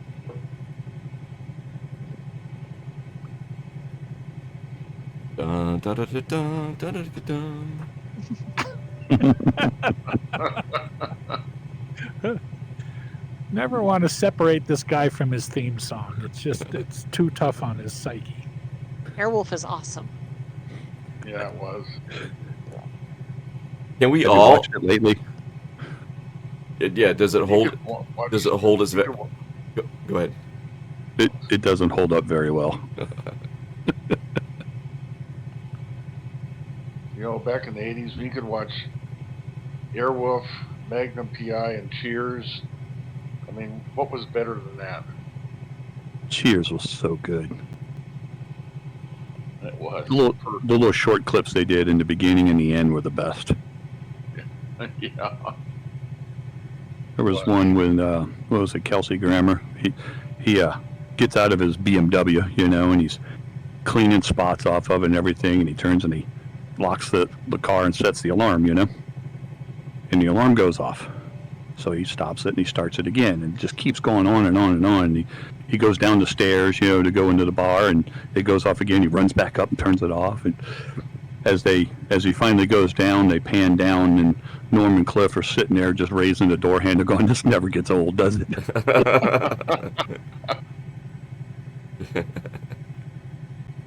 And then let's not forget the episode where somebody sat in Norm's stool. Oh yeah. Yeah, like that just doesn't work. It doesn't compute. Nobody sits in Norm's stool. Yeah, they had some good writers on those episodes, on that series. Oh, we're getting some mountains here, guys. Well, wannabe mountains. They're not that tall. Yeah, I'm from Colorado. Yeah, exactly. Yeah, they're nice hills. These are nothing to you.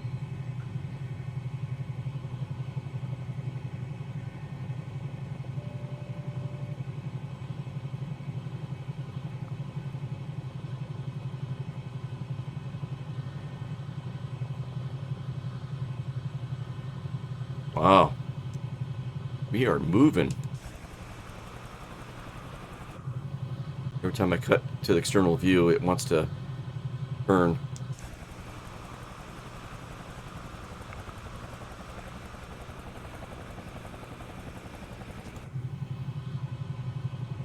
Oh man, this almost reminds me of where they were flying the Super Hornets in Top Gun Maverick, where they're really low and then they're doing that practice run and they pull up to go up the side of the hill and they're, on a dry lake bed.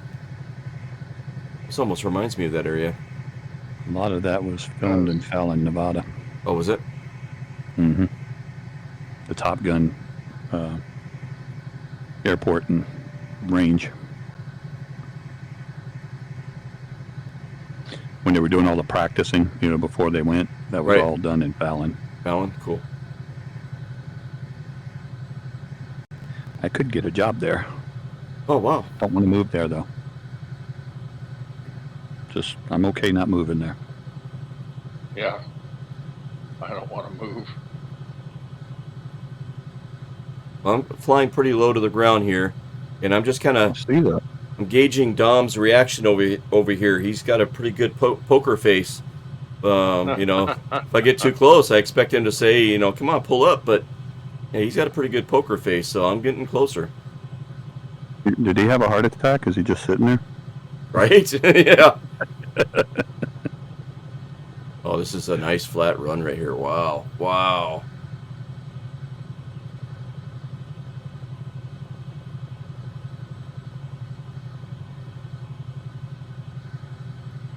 Wow, that was cool.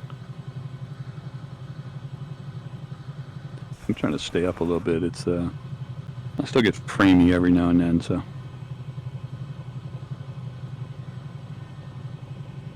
I was going off course. What? I'm following you. Beesh, you know better than to follow flocks. I do, but it's been a couple days. I thought I'd be polite. Well, that won't happen again. We've talked about this. He is not driving the Jeep, okay? Right, our new mantra. Phlox is allowed to rent the Jeep, just not allowed. Not allowed to drive it, right? Talking about when we get down to FS Expo and renting a Jeep and they're not going to let me drive it because some of my past shenanigans here in the sim. But we still want to include him, so that's why we're going to let him rent it. Yeah. Oh, yeah. It makes sense. We're not cruel. I mean, think about that. I really need to buy a different joystick for flying helicopters. Are you using the Alpha? Do you have the Alpha? No, gosh, no. I'm using the hottest one. Oh, okay. And it's the stick itself is so twitchy. I need to make. I'm thinking of buying the Thrustmaster 1600 and mounting it on the floor. That's a good stick. Yeah, I'm gonna mount it on the floor and extend it. Oh, nice. Because I've got a serious death grip on this right now. White knuckling. Just to try and keep the thing Smooth. Oh, wow. Well, the only part you're missing now is to mutter Phlox's name under your breath while you're flying behind him. Well, we do that to Mish on his tracks, because some of the predicaments he incorporates into his tracks that we don't expect. And we're like, we go flying off a cliff or something, we're like, Mish! That's say that's not under the breath though. We straight up. Yeah. There's nothing polite about any of that. It's when you fake politeness that always makes me nervous. But the way you guys treat me, there's none of that stuff. So I'm good. Of course not. Yeah. Comments from the peanut gallery. All right. Of course not. Yes. Coming up on Iron Mountain Airport.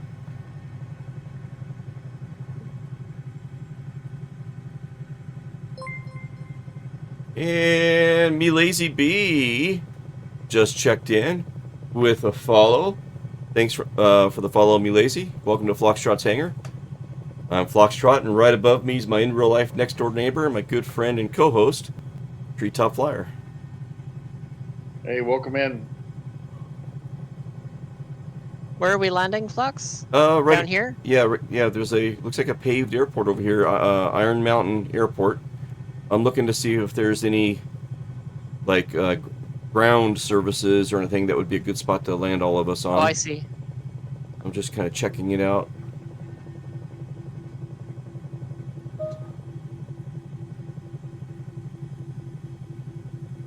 Kind of a nice wide open area there at the threshold.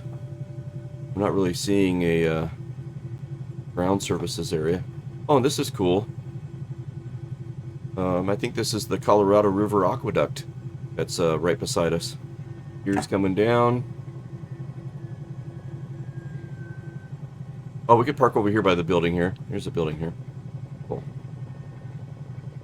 All right, we're looking for numbers if you've got them.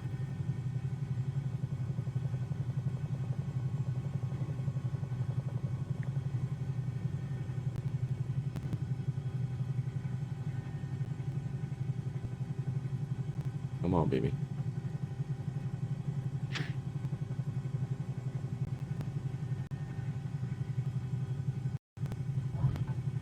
Ah, 266 for Phlox. On the brakes.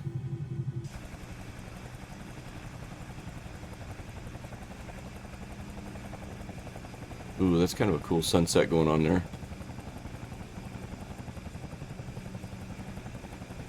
Alright, let me get in the drone cam. I'll get over here by the gas pump here. See you guys coming in. There's Kata. There's Mish. Looking good.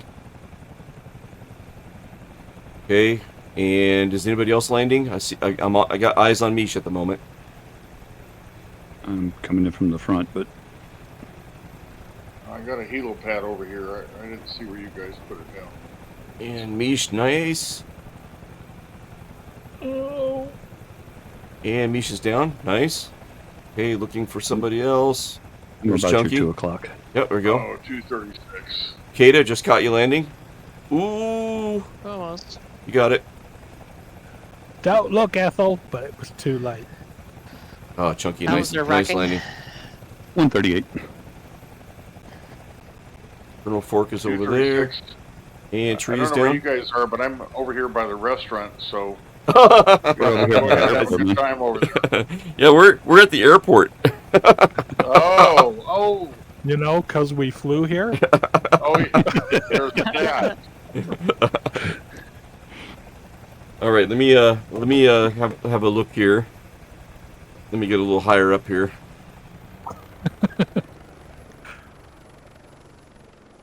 Okay, I want to introduce you guys to Iron Mountain here, so just give me a moment here. This is Iron Mountain Pumping Station. Okay, so I thought Iron Mountain was nearby, but it doesn't look like it is. Where is that little town? Down here?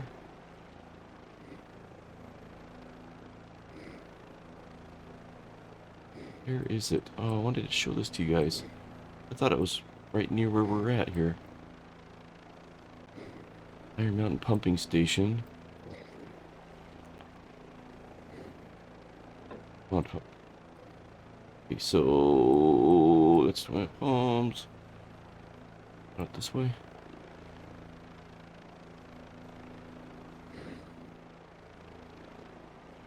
Oh, bummer.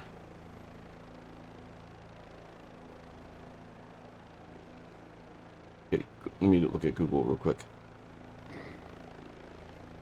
Good time for a break. If anybody wants to get something to drink. If you need to, like, flex your hands, Kata, you know, the death grip. And Iron Mountain is kind of a cool spot that I wanted to share with you guys. Colonel Fork is just about there, too. Okay. Is he on final? I can grab him. He's out there a little ways still. Okay, Iron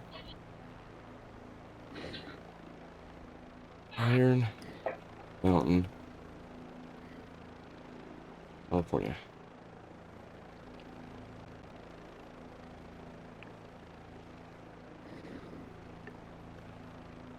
I need to get that model matcher working.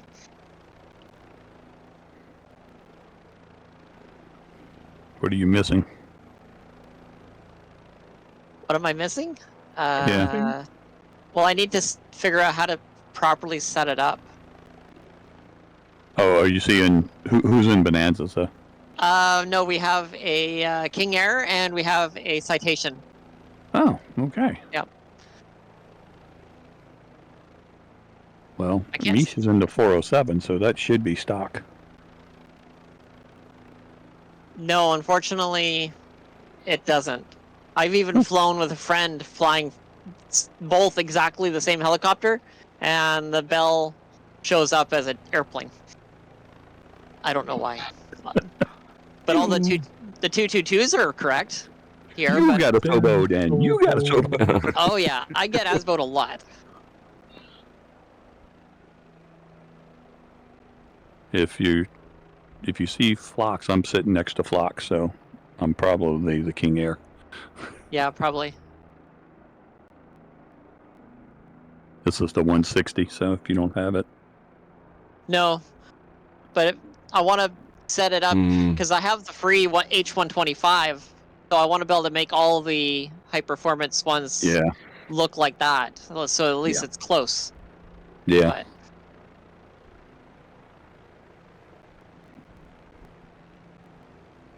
Well, I don't have the livery of Colonel Fork's H60, not 160.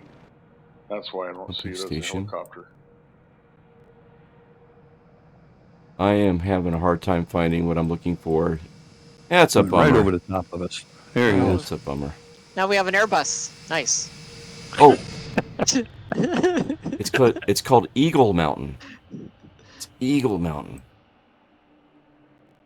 Okay, and it's near Desert Center. Okay, so there's Desert Center. That H60 is free. It's pretty nice too. Eagle Mountain is. We're gonna be flying right over it after Desert Center. Okay, all right. My mistake. All right. Yeah, we gotta love the VTOL Airbuses.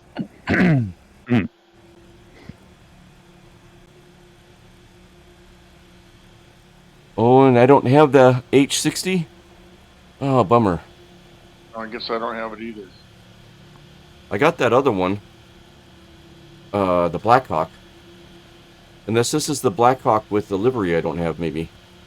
But I did get that Blackhawk. I see it. I don't have any special liveries. H60, is that the Blackhawk? Yeah.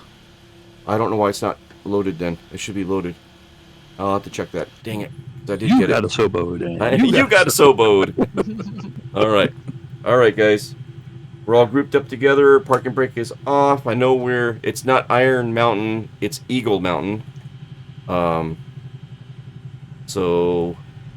they do iron ore there, as I recall. So let's start heading towards Desert Center.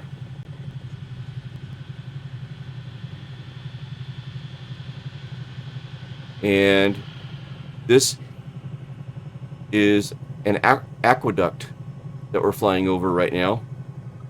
and it's the Colorado River Aqueduct. This water is coming all the way from the Colorado River, makes its way down to Indio, and then on past Palm Springs. I'm not sure what town it serves, if it's San Bernardino or the Imperial Basin or LA or what, but there's a lookout point in Joshua Tree National Park called Keys View, and back in the day they used to have those welded steel pipes that would point in different directions, and they had a little plaque under them saying this is what you're looking at, and you look through the pipe wherever they had it angled, and this aqueduct passes right underneath the base of the mountain that you're looking from. So you see it cutting across, going east and west down below you towards Palm Springs and down towards San Bernardino. Amazing. But yeah, a lot of water flowing through here, right in the middle of the desert, guys. Yeah, you know, it'd be fun to see that in person.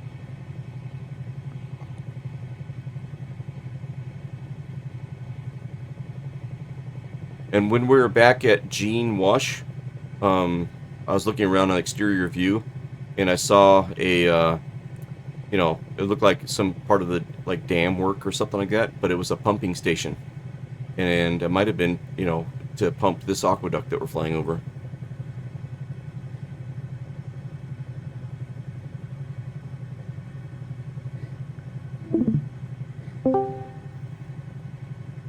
Yeah, welcome in, whoever just joined us.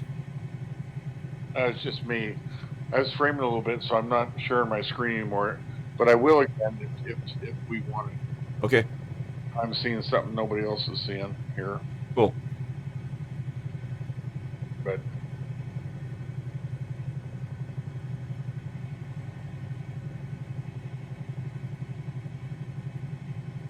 and I've said it before, but all those little dots that we're seeing on the ground, the shrubs that we're seeing in the satellite view, are creosote bushes.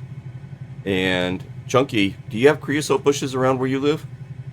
Yeah.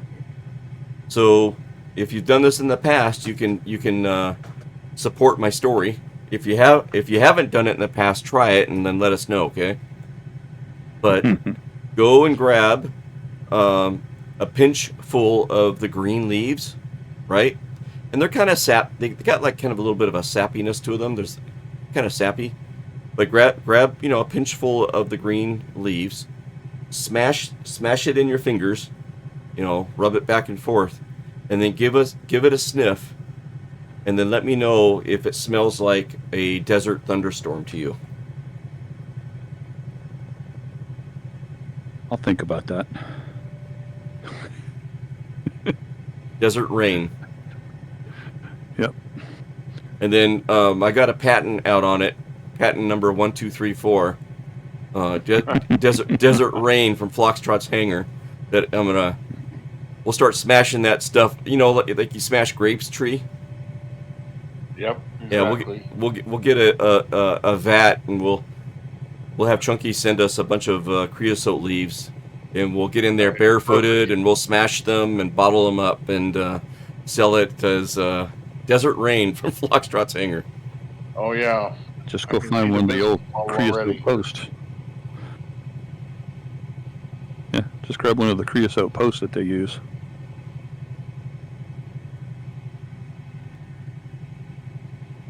Yeah, that's got tar and stuff in it, though. Yeah. Now, creosote, so there's creosote that has green leaves, small leaves, with yellow flowers in the springtime, and then when they bud, they get like white little fuzzy balls after they bud and flower. So we call them creosote. We've also grown up calling them mesquite, but mesquite's a different type of shrub too. So yeah, I'm hoping I'm describing the right one to you, and you're not going out there and pinching something, that's not what I want you to grab.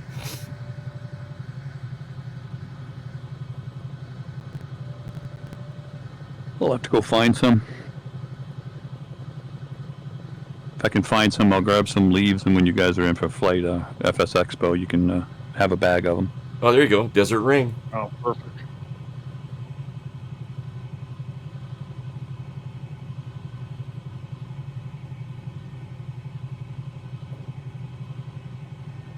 Is this structures over here? Is there some homes over here?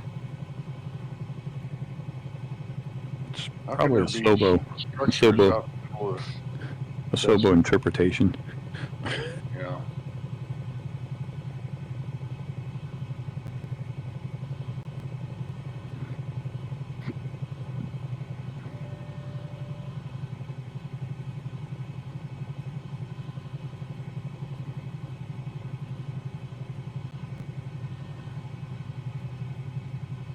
Oh, Colonel Fork's landing rate was 71. Nice one. Nice. Oh, yeah, we got some, like, condominiums out here. How funny.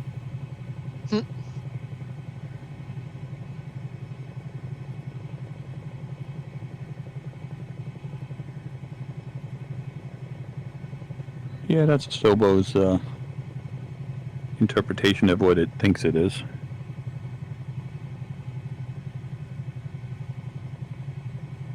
We'll call that artistic freedom. There you go. Yep.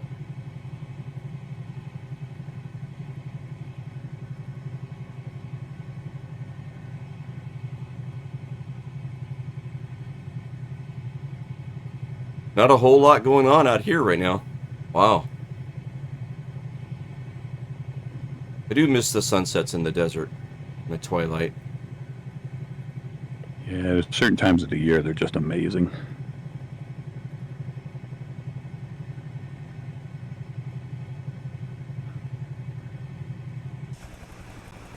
Oh. Like when you get the clouds forming off the top of the mountains and they just kind of sit there, they don't move. Mm.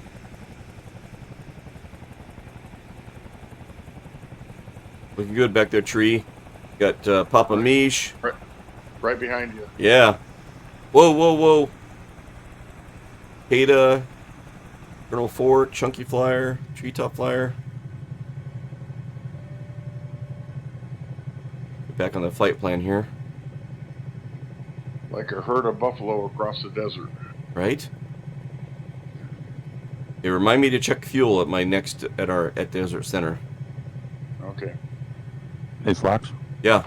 You should check fuel when you get to the next airport. I knew that was coming. As soon as you said hey, Flox. Like, well, maybe not. But you delivered.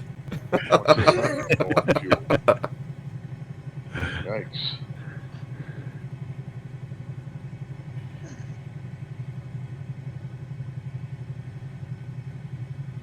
I still got an hour and 54 minutes worth of fuel left.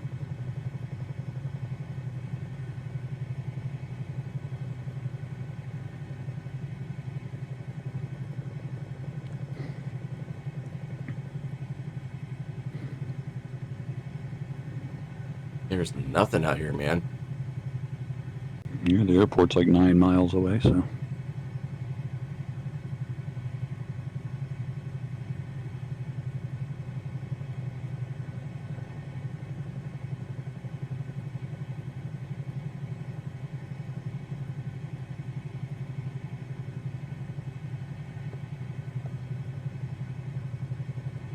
Skirting the edge of this little hill.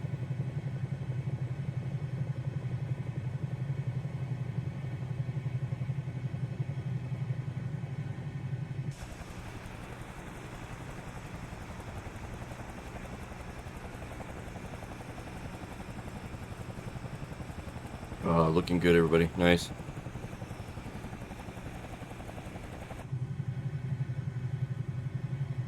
Desert sunset.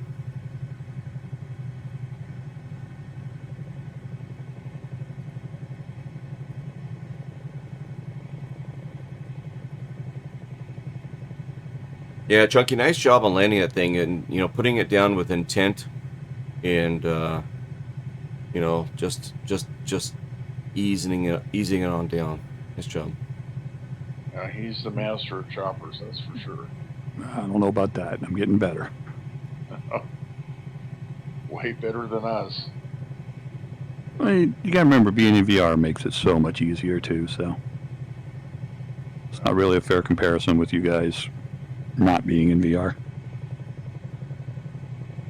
Yeah, that's it. I gave you an out, see? Yep. Thank you. I'll take it. May I have another? Okay, Desert Center coming up. I've actually landed here in real life. And I put it down. My dad did a solo flight, and Desert Center was on his flight plan for his solo flight. And so we did a full stop here at Desert Center. And the day of my dad's solo flight, my dad for Christmas had gotten my brother and I 1-hour flight lessons. And so we cashed it in on the day of his solo flight. So we flew alongside my dad as he was doing his solo flight, right? And because it was a flight training, the instructor allowed me to put it down. He was right there on the controls and stuff, but I was able to touch it down. He did the brakes and everything. All I did was bring it down. How old were you? Probably 24, 25.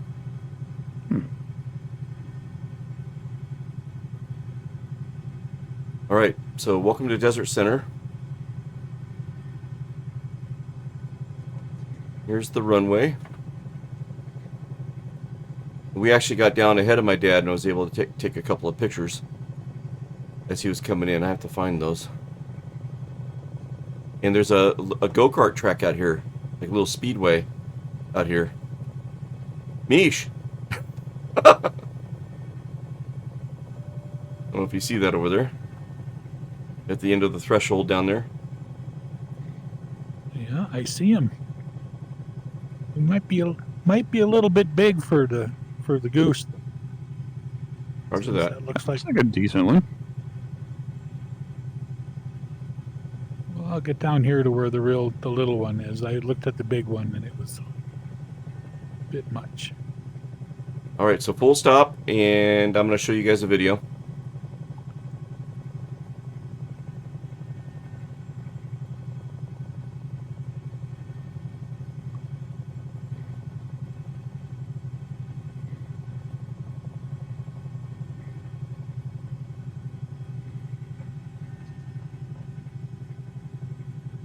Easy, easy, easy.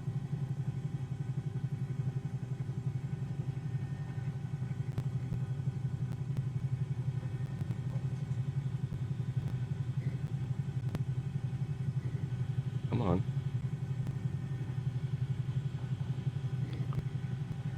Boy, I'm all over the place.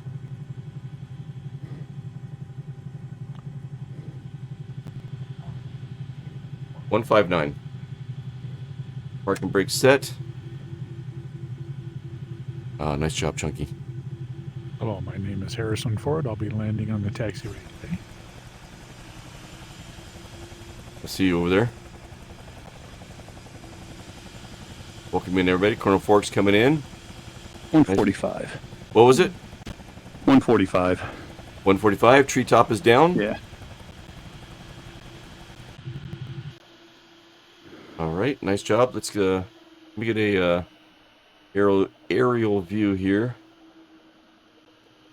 That race course in the distance back there. That wasn't there when we came out here when my dad did his solo flight way back when. All right, so minimize this. We are going to look at this. Bring that up. All right. So here we are at Desert Center, California, a filming location for television series Airwolf. And you can see there's this service station here. That's kind of how it's looking today, kind of abandoned and whatnot. And then down here, here's Airwolf. This is a still from the episode that Desert Center was featured in. Called Sweet Britches was, I guess, the name of the episode, it says. another view, and I'm just amazed at how low that pilot has Airwolf there, and the rotor. That's pretty darn close. Yeah, it's amazing. Good pilot. Right? And then here's a couple of shots of... So in the episode, this store is called The Wreck. Okay? And you can see the porch there and the posts that the actors or extras are standing up against there. And then apparently there's an explosion there. I think those guys were standing in the wrong spot. Right? Yeah. Cute. So it's actually called the Desert Center Market in real life. And we can see that here. Scrolling on down. There's a cafe. And here's a close-up of the cafe that also has a service station out front. And this is taking me back to the 50s and the 60s, the way this kind of looks, you know. It's run down looking, but, you know, it's got that vibe to it. And then also in Desert Center, there's a sheriff.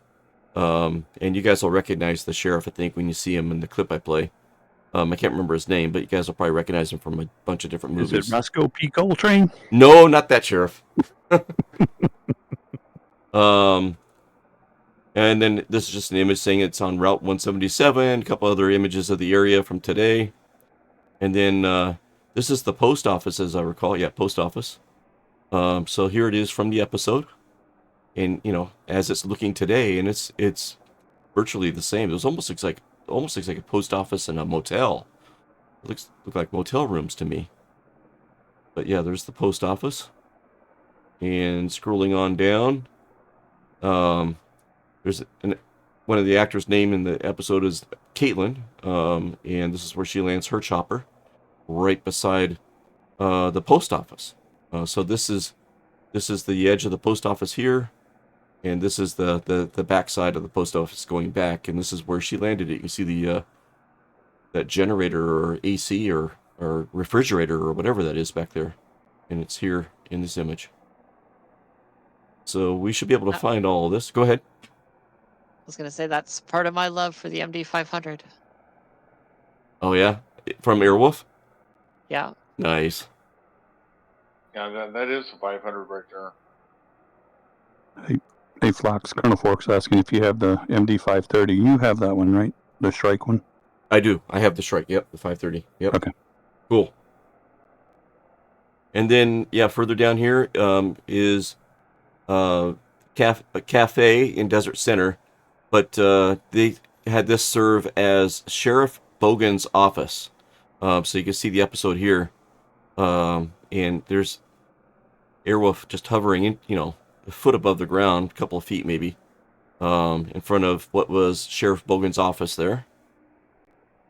And then in the cafe that you guys see here, this cafe that served as his office, these are pictures that are framed on the wall inside the cafe today. So these image stills from the movie. Okay. Our next location that we'll be checking out is Lake Hemet. And then there's a number of other locations after that we'll be visiting as we get down into the LA area.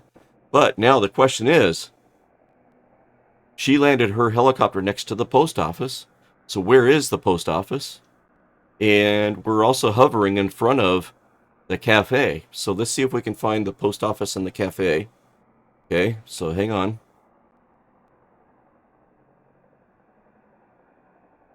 Here's Desert Center.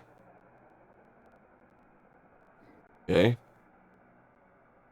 So we are all here, I do believe, in Desert Center. Over here. Let's see. Do I have user points marked? Do not have user point marked. Oh yeah, I do. Good. I did this ahead of time. So here's Dirty Phoenix. Good one.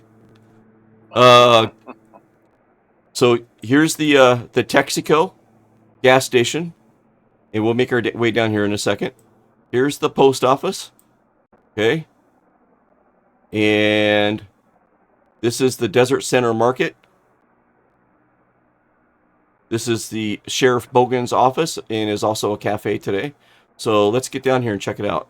We'll see if we can't land next to the post office first. And let me do the street view, because I want to see where that generator was. Did she really put her chopper in between these two buildings, or is it over here more? It might be over here more. Yeah, it's over here, next to the Desert Market. So, Kata, you can have that spot right here where she landed it. You can see it on the stream. Okay. Yep, and I'll try to call it out. I'll fly by it or something as we get there. And across the street is Sheriff Bogan's office, right here. So we'll be hovering right here, pointed towards it, and we can do some runs up and down the street. There's the Texaco station, there in the distance. So it's all here. It's all here. All right. Let's minimize this. Wow, amazing. And let me get this up so I can see where I'm going. We're going to be going down here to this little junction and back into the sim. Might need some daylight. Taking a little bit longer than I anticipated. Daylight. Bring that up a little bit. There we go. And let's get down to Desert Center here, the town.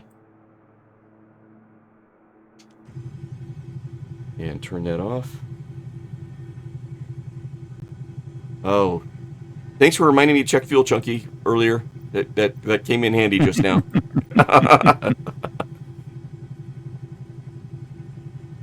She likes to guzzle, man. All right, here we go.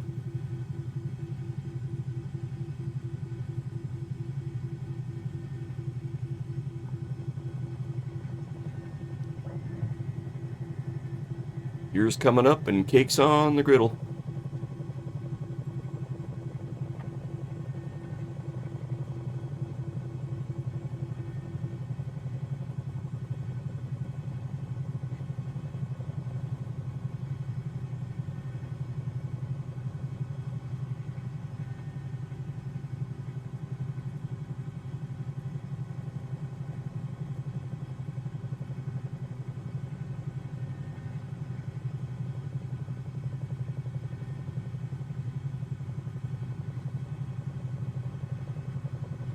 Power lines. Yep.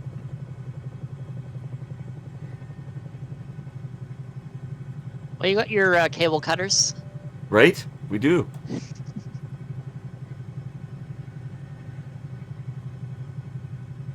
What, me worry?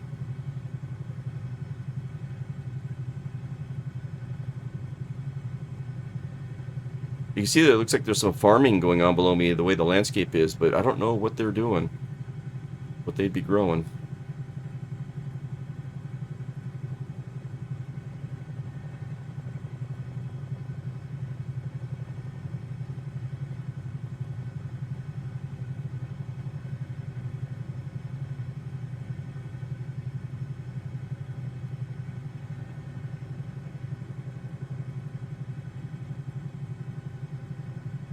So I'm gonna hover in front of Sheriff Bogan's office. If one of you guys can kind of get the angle that you saw in that still from the episode, and maybe try to get a screenshot of me,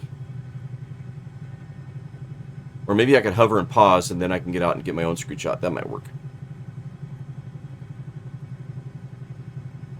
People live out here, man. And What do they do? I don't know. There's probably, they're probably sweat a lot. Yeah, there's some mines and stuff in the area. I don't know. There's pump stations for the aqueduct. All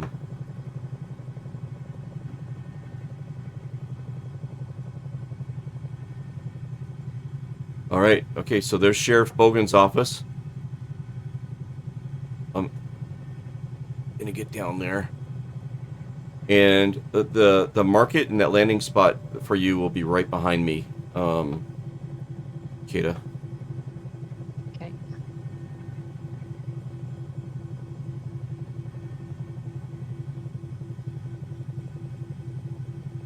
See if I can. Yeah, Chunky's flying over it now. Or no, almost. Okay. I'm just flying around. No, don't fall. Okay, come on. See if I can get the angle of the dangle here. Got to be just a couple of feet off the ground. It's over here to the right a little bit more. There we go. Yeah. And My sim is froze. Hopefully it comes back. Let's see what this looks like. It's pretty good. All right.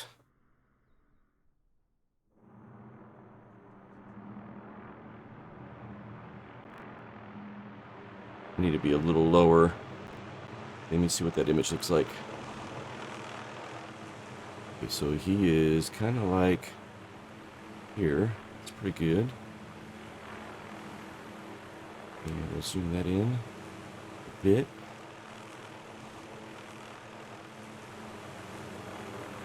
Oh, my propellers are almost in the same spot too.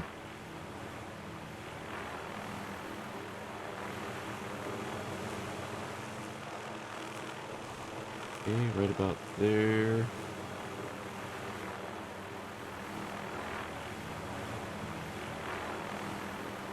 Alright, if I can just come down just a little bit. Alright, so boom. Boom, boom. There we go. I'll take a 107. Boom. Nice.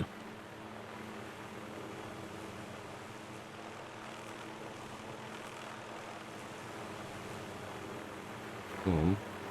Oh, that's pretty good.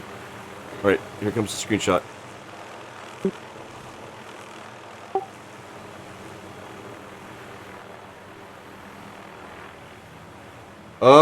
Dirty Phoenix, I don't think we're on North Europe. That might be wrong. We are on Southeast Asia. Southeast Asia. I don't even see you anymore, Flux. You've Oh, disappeared on my screen. I paused so I could okay. get a screenshot. Okay. That's an awesome screenshot. And then I'm gonna put it. Let me dump it into the group fly screenshots. Control V. Come on. Here we go. I think I'm in the right spot.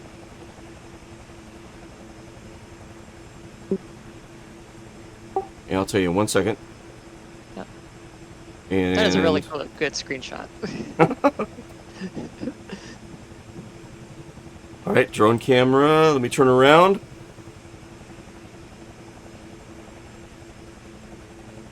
You're in the right spot. You're in the red and white Yeah. version, right? Yeah. Okay. Okay. Hang on. Let me get your angle here. Why is my door missing? Oh, it's a multiplayer thing. Oh. All right. Let me see where that shot is. There it is. Oh, we're not gonna have the generator back there, but this shot was like right in front of you, kind of like this. A little lower. So I should be in the MD 500 for this then. Yeah.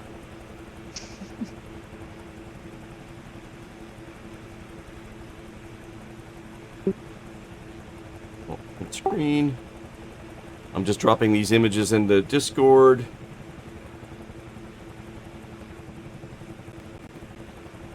Oh, Colonel Fork's dropping some in there too. Nice. Okay, so there's this Colonel one. Fork's in the 530. You could park it there, and it would almost look like the 500. There you go. Yeah, Colonel Fork, come on over. You can switch, you know. Data can Want to trade spots? trade spots or whatever, and then we'll get another one in there, sure.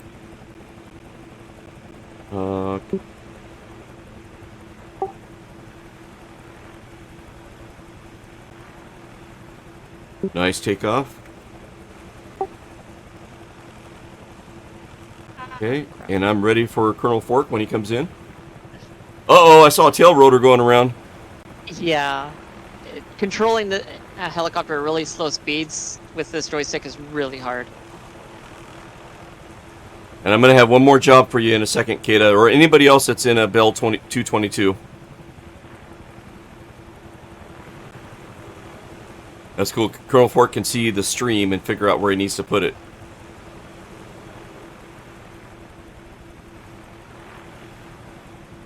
Oh, awesome.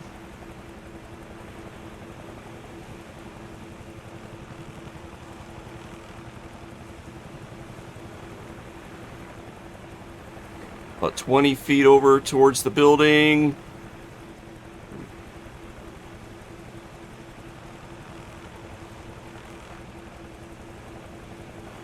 Nice, and then straighten it towards the camera. Nice. Oh, oh. Oh, oh. We're getting it. We're getting There you it. go. There it is. Oh. Almost. Right at the camera. Right there. Right at the camera. Gotta bring that tail rotor to the around a little bit. Gotta bring that nose straight at the camera. Oh! Right there! Oh, perfect! Colonel Fork, got it, got it. Getting it, getting it. Got it. Alright, it's going in there. And you guys can see the picture from the episode that we're matching up to. It's awesome. There we go. Nice job, Colonel Fork. Cool. Alright. So, let me bring this up so where you guys can see it. Kata, there is a shot of Airwolf flying down from the right here. So I'll tell you where the gas station is. Okay, it's right on the road, but I don't know if you can get back there and get kind of a running start, and then fly low to the road, and you know, have that gas station behind you as you're flying right through the middle of town. You're just gonna fly like right through the middle of the town, and if you can get it. If you can get it on a turn, on an angle, that'd be great. If not, it's okay. All right. And where this is going to be is, if you're watching the stream, I'm going to shift this, is right over here. Your helicopter has turned into a Bonanza. Mine is? Yeah, it turned into a Bonanza now. I think. He's still paused, so I don't even see it. Oh, okay. Okay, so Phoenix showed up with the Savage gravel. Oh, cool. Oh. All right, so Okay. there's the market where Colonel Fork is on the stream. Okay, the gas station is right out there by the intersection. Okay, so that's the gas station. It doesn't look like it in the sim. They made it like a building, but I'm gonna get down low, the camera angle they had in the episode, right? And if you just fly out there, you know, down that road a little ways, and then make a run. Just follow the road as low as you can go, and as you come by the gas station on the corner there, you're gonna have to turn a little bit to stay with the road, and I'll get your screenshot at that time. Okay. All right. Good luck. I'll need all the luck I can with this thing. How low can she go? Oh, I can belly drag this thing. That won't be a problem. That's easy. Yeah.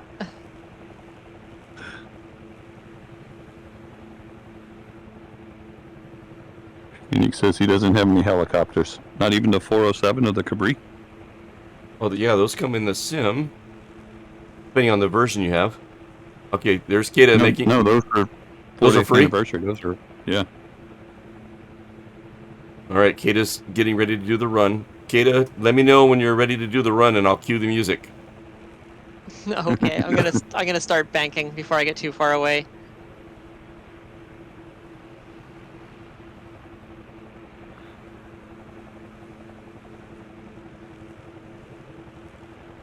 Okay, I'm inbound. Here comes the music.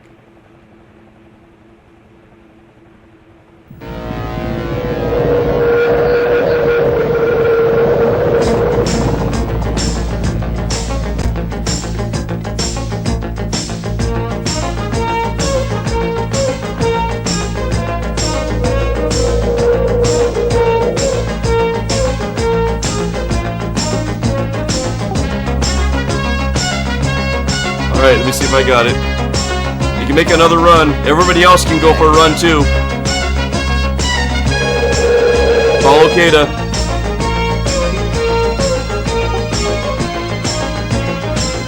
Oh, I didn't get it. It was on the wrong screen. We'll do it again, Kata. That was a practice run.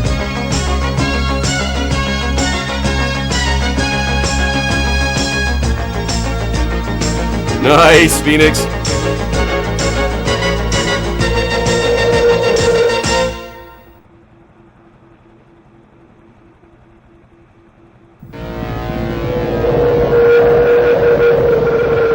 Okay, I got you.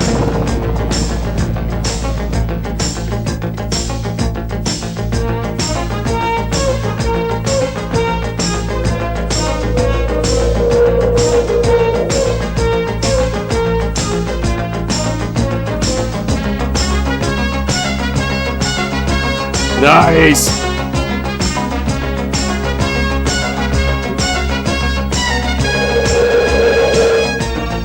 Your rotor hit the ground.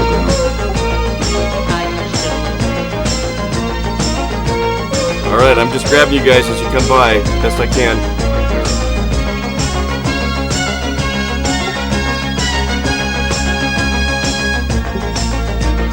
Oh, Colonel Fork, one more time, I was pasting. Come on around one more time, you guys. This is great.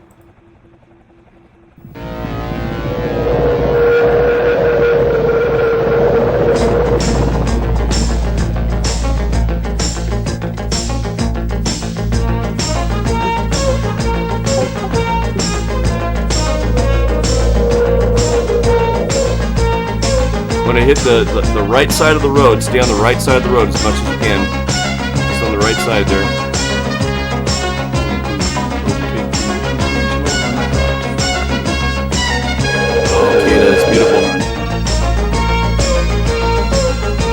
Beautiful run. Little low.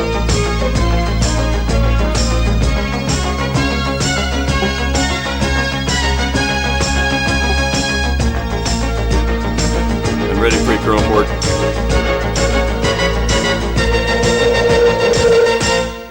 Nice. And right there. Got it.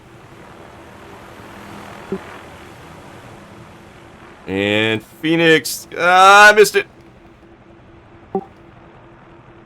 Here comes Tree. And got Tree. Coming in on a slightly different angle for us. Okay. I need Dirty Phoenix.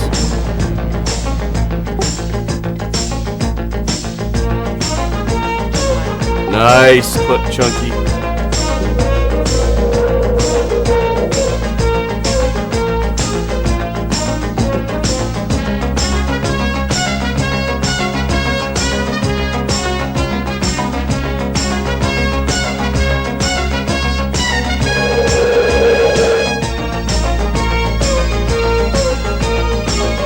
Oh, nice run, Colonel Ford. Here it comes. Right down the right side, perfect little turn, and boom, got it. Nice.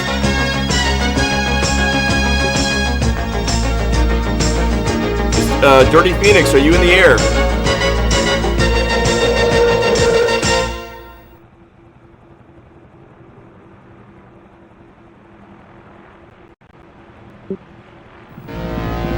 Oh, nice, Chunky.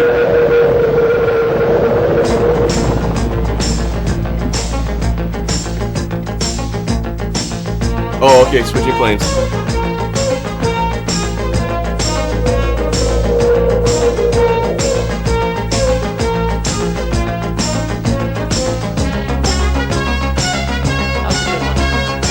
That's a good run. Am I turning too soon? I think you're turning about right. You can stay to the left side a little bit more, and turn it maybe 50 feet later.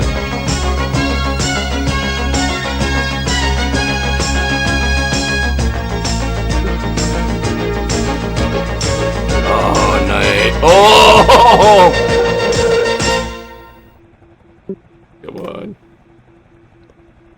I'm getting so many screenshots. It's not funny.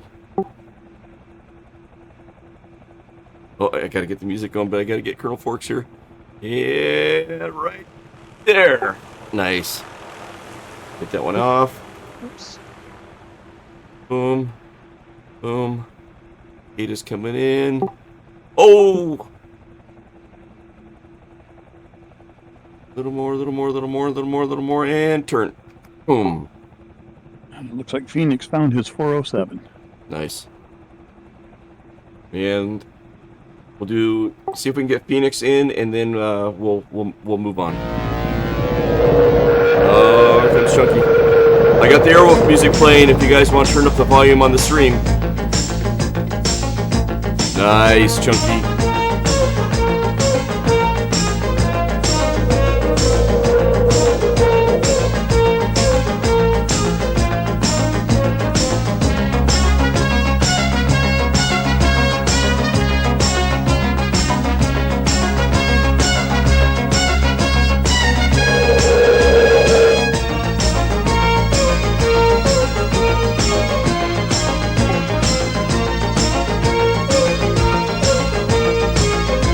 Oh, nice low flight, Colonel Fork, looking good. Nice. All right, Dirty Phoenix, I got you.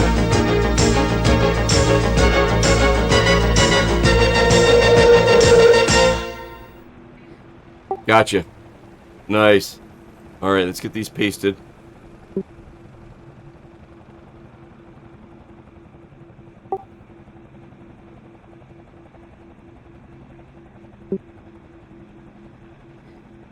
And okay, enter.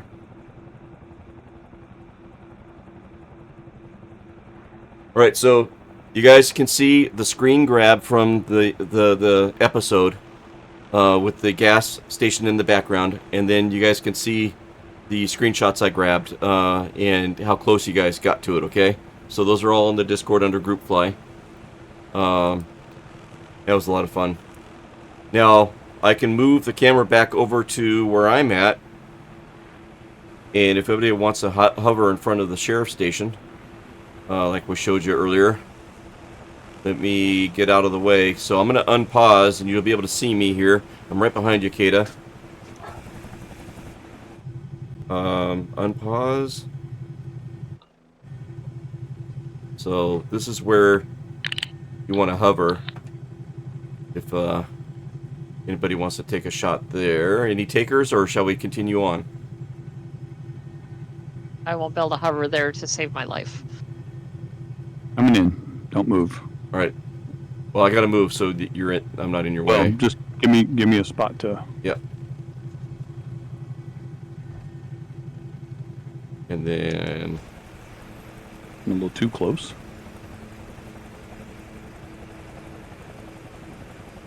Where is that? About right here? A little left, a little bit more, a little left, and lower. Right there, right there, right there, right there, right there.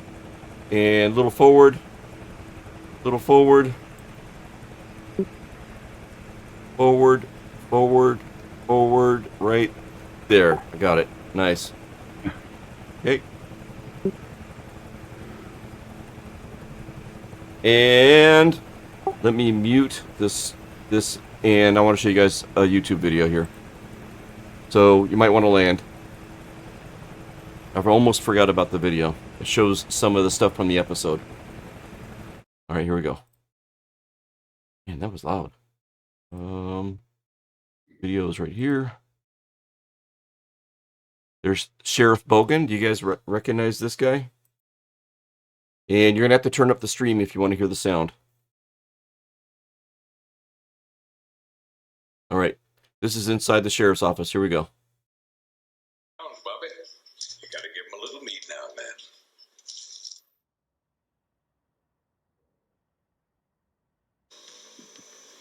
That's what you guys were doing. Come on. Huh? Oh, that's great.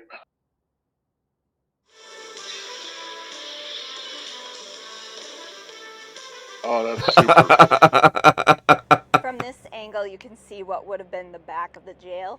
And from there is where Bobby helps Sweet Britches out of her cell. And then they Oh, come that's super. from back behind there, which is where the back entrance of the jail was, and come running down through here and across the street to where Sweet Britches had her helicopter parked. Where Kata was parked. Of course. All right. Anyways, just a little snippet of, what we were doing. That's so cool. Thought you might get a kick out of that. That is cool. And with that, we will make our way to 29 Palms. We'll overfly Eagle Mountain. We might do a little impromptu landing there so you guys can see the little town I was trying to describe. And then we'll head on to 29 Palms. Dirty Phoenix, there's a flight model mod on Flight Sim TO for the 407, makes it a little bit easier. And Mish, I have you a little lower, right? Back there, in, gotcha. That's it. Nice job, Mish. Got it. Back in 2013, I was down in Arizona, and this was before I actually knew that the actual lair scene for Airwolf was not in the Valley of the Gods. We actually drove through the Valley of the Gods, and I was looking for the mountain that they used. But right. Of course, it wasn't there. But it was still cool to be driving through the Valley of the Gods. Gorgeous area, I'm sure. Yeah. Mm-hmm. All right. I got to get my sim sounds going again. And my eye is watering and burning all of a sudden. Dang it. We'll make our way to 29 Palms here. And let's get the sim going. There we go. Turn off that alarm. Man. That's poked my eye out.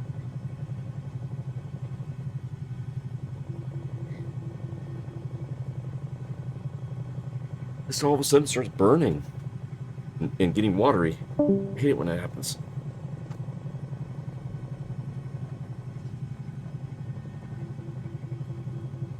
All right, thanks for indulging me on that, everybody. Hopefully that was a little bit of fun. Oh, what a great time that was. Memories of the past. You guys Back then, that thing was so cool. It still is. It still is. And it still is, yeah. And you guys did such a great job with the low flying coming through there. Great job.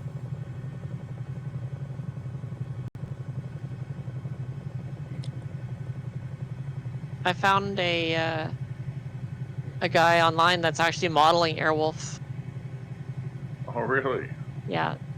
Is it Project Airwolf? Captain Airwolf? It's a no. It's let me see here. I think I posted it here. Yeah, he actually just teamed up with I think it was Parallel 42. Somebody. He teamed up with somebody. He's going to help them do some stuff, and they're going to help him finish up Airwolf. Let's see here. That's awesome. If it's the same guy, we'll see. Yeah. Checking.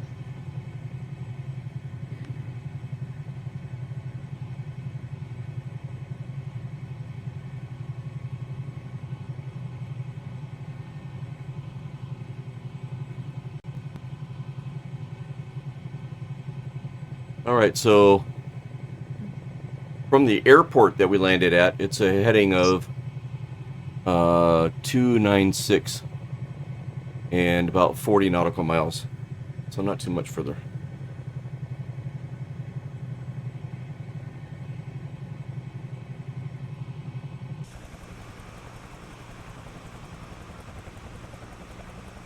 Oh, it looks like Mish signed off. He must have been needing a break.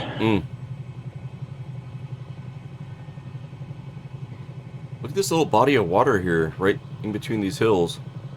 Like somebody's... Yeah. It's like a catch basin or something. Yeah, reservoir or something.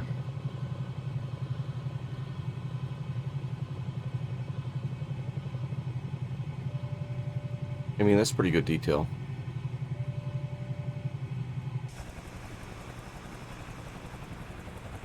Oh, it's a pumping station, guys. That's cool. Oh yeah, very cool. If you look further off to the right, it looks like a solar farm out there. Can I post a link? It'll probably give you a warning. Like it? So you can whisper it to me, Oh. or you can whisper it to me, or put it in general in chat, and I'll pull it over. Okay. That's where we're going, Dirty Phoenix, Eagle Mountain. We're on our way up there right now.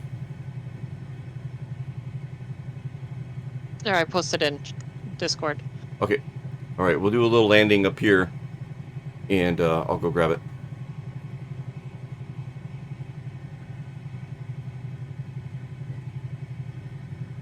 I've been timed out for a minute.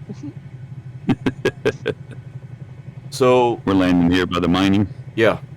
So this is Eagle Mountain and Eagle Mountain Mine, and as I was mentioning earlier, you know, the developer, the owner of the mine, ended up wanting to, you know, take care of his employees and stuff, and everybody had long commutes to get out here, so he put in a little town for his employees. That's cool. And it's like this suburbia town in the middle of the desert, and I'll show you what I mean here in a second. I think there might be a few people still living here. The mine closed down years ago. Let me see if there's a spot to land here. You'd think they would have a helipad up by the land on these roads right here. Okay, gears down. I'll just land on these roads right here. You guys can land on top of the mine up there. You can see the steps where Chunky is.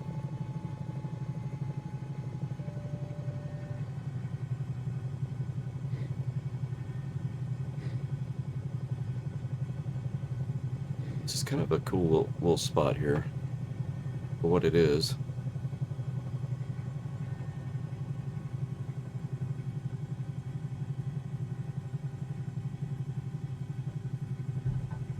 .193 on the touchdown.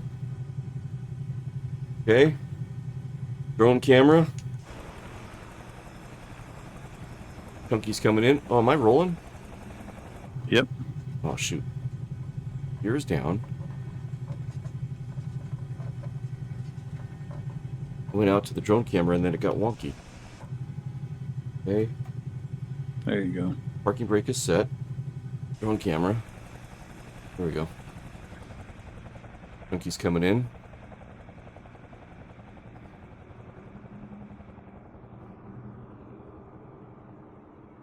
Got treetop flyer over the hills over there. So, yep, wherever you guys can find a space, go ahead and put it down.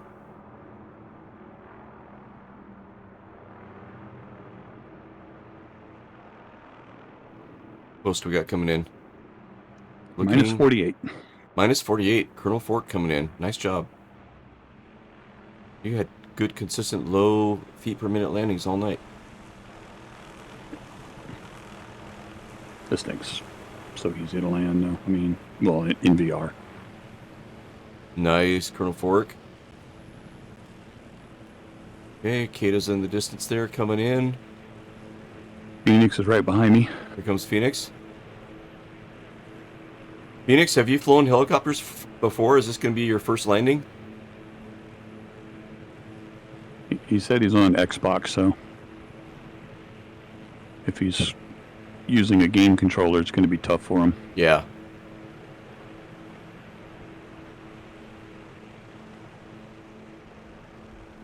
Treetops coming in.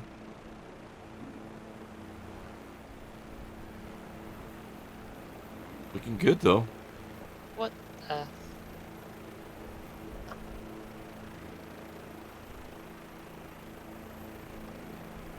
It's like, where's the ground, right? Where is the ground? Nice job holding it steady there, Phoenix. Where is Kata? Where's Kata? Where's Kata? She's off to your right. Here she is. Gears down, looking good. Treetops coming in as well. Nice job. A-tree. It was a coal. I thought it was iron. Dirty Phoenix, I think it was iron. I don't think it was coal. Oh, good. Phoenix has got a flight stick. That's good. Hey, trees coming down. Trees coming down. Timber. Yeah, timber.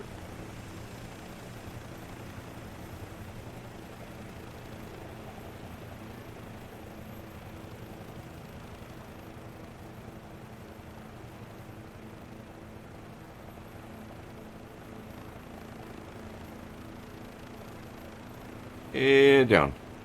Yeah. And back up. Not what I wanted. And down. And back up. And down. There we go. Good job.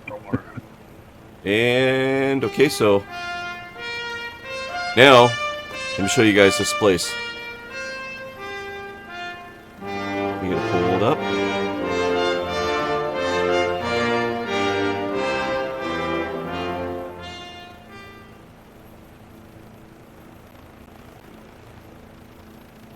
One second. We went up this way.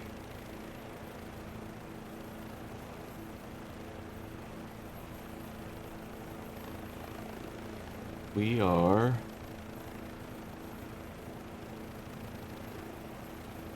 Eagle Mountain, California. Okay, let's turn that on to where you guys can see it. Alright, so you can see huge mine. Maybe it was coal. I don't know if somebody can confirm it, you know, Google it. It's huge. So it's either coal or iron. And here's this little suburbia that we're landing in. We're landing right here, guys. Do we have any street view? Thought we did up here. Street view. Oh, there's a little bit right here. So this is where we're at. Okay. See, it is gated off. Can't really see anything. So if I go here and I say Eagle Mountain Town Mine Images. Here you go. This is what it looks like. If I go Bing, I think the images are better. .com. It'll be a full screen. Eagle Mountain. Mountain. Town. Fine. Images. There we go. Hopefully some of these will be bigger. So there it is. Closed. That's the area. But yeah, so look at this. It's like suburbia. You know, all these homes right next to each other.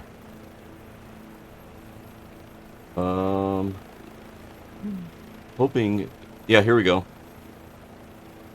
Oh, it's all overgrown. It's all abandoned.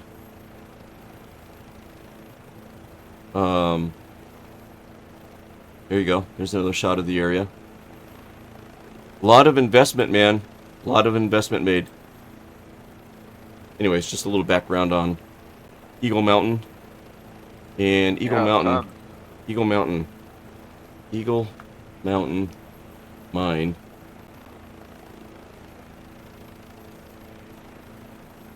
Is it a copper mountain? Copper?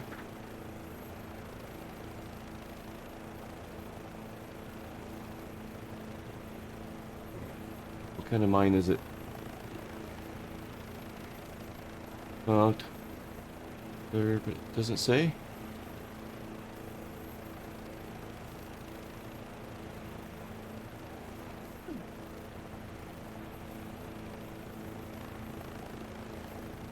I don't see where it says.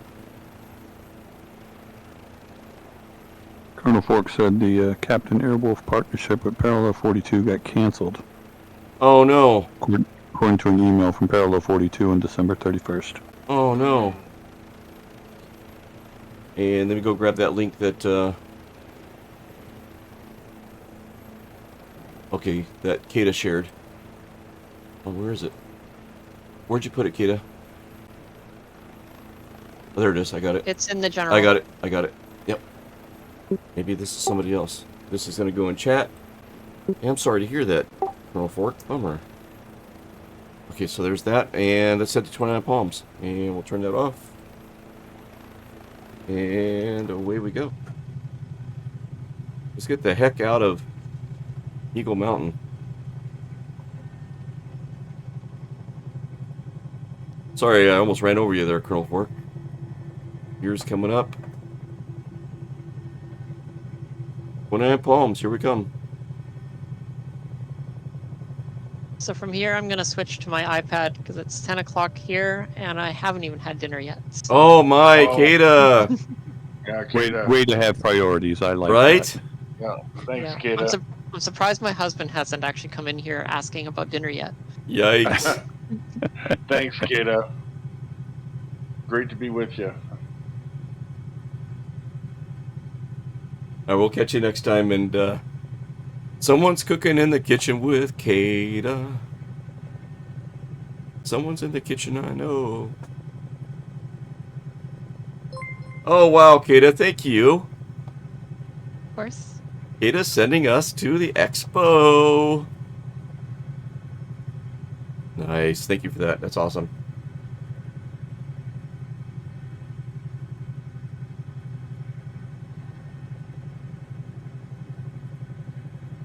Oh, it's a cool little spot up here.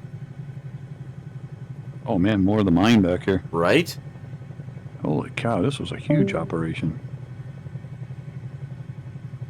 I gotta satisfy my curiosity and see what kind of mine it was.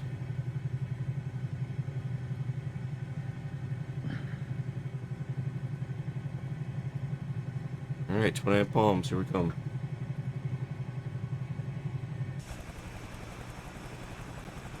Oh, yeah.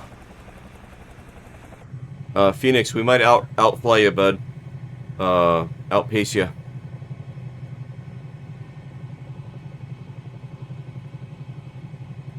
Not sure. You could slow down.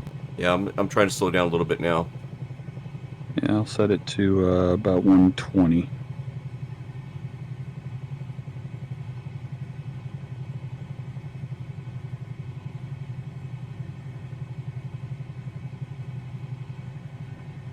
Using cruise control. Cruise control.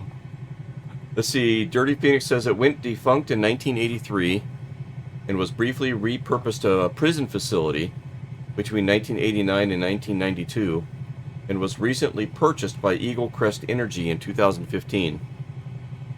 And I'll bet you Eagle Crest Energy is doing the solar panels. And probably. Maybe they're going to be using this as kind of like a base of operations type of thing. There's a power plant down in Louisiana, way down in Louisiana. We have some friends that work on there, and they have houses, and they rent them for next to nothing. You know, they have some stake in the game, so it's like $100 a month or something. It's nothing. And yeah, they live right there on the plant.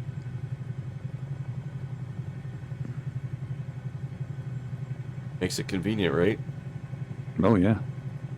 For the Well, it's employee. convenient for them too. If something happens, they can call everybody in. Yeah, I was to say convenient for the employee and the employer.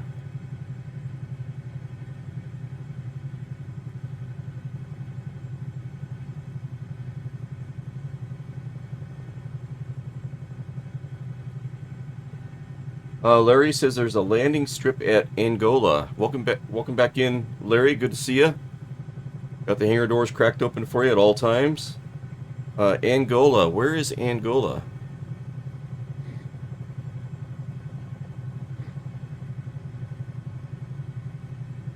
Landing strip at Angola. Larry, is that out where we're at here, or?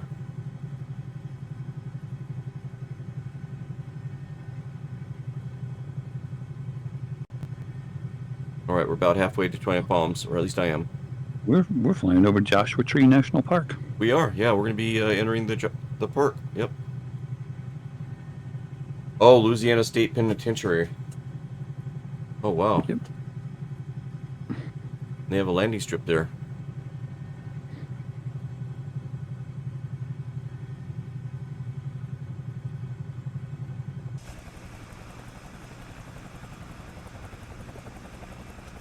She always wants to bank whenever I go to...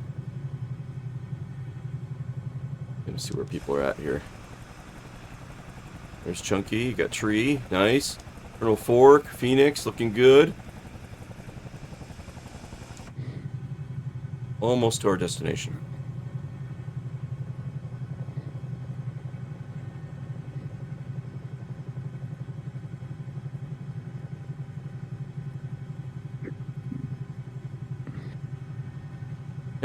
Has anybody in chat or on voice, by chance, been to Joshua Tree National Park or driven through the area on Highway 62 going to and from Vegas to, you know, Palm Springs or LA or something?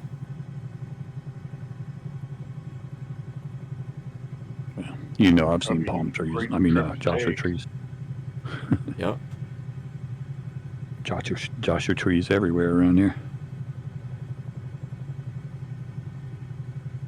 Kata says her hubby has been to Joshua Tree Park. Cool. Oh, cool. So, my brother has too. That's right. Oh, is he cool? Yeah. So you guys might recall that we were doing a national park series that we kind of, you know, we're having so much fun doing other things we haven't gotten back to, and we've been going down the California area. I think we've hit Yosemite, and Joshua Tree National Park was not that far away from our next visit. So heads up, eventually here in the future, we're gonna, you know, be doing some of those flights, visiting all the national parks in the States. We've hit a number of them already, but if you guys have pictures from when you visited Joshua Tree National Park, I will be creating a text channel on Discord. I got one for all the national parks that we visited, for people to share pictures and stuff, and it's great. Anyways, just a heads up, in the not too distant future, we'll be coming down this way. So if you got pictures from here, you know, when you stumble across them again, set them aside. I can never find anything when I'm looking for it. I always have to stumble across it. Oh, that's photogenic right here, man. Right there, that's photogenic. That looks so good. Wow. Beautiful.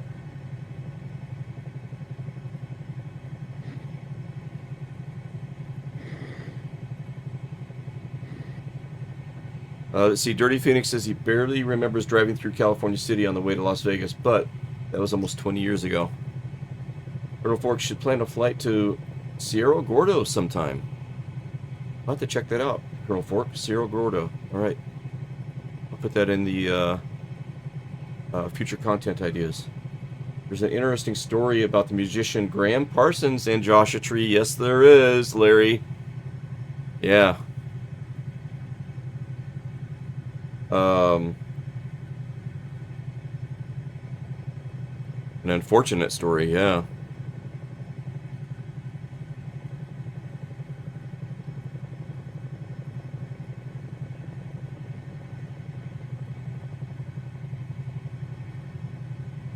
I think that might have been about the time we moved out to this area back in the 70s.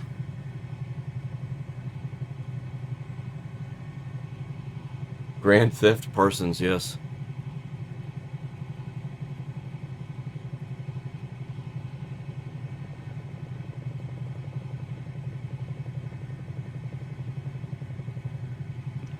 Got a little mountain I gotta clear here. Over here to the right. Oh, I forgot I needed to go slower. Started speeding up again. This is kind of cool looking.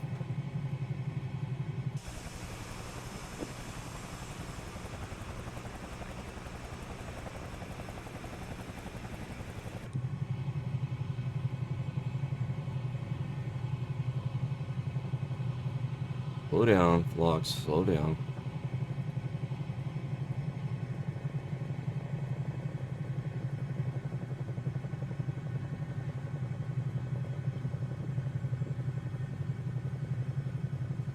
Yeah, I don't remember the details of the story, Larry, but yeah, there was some shenanigans involved for sure.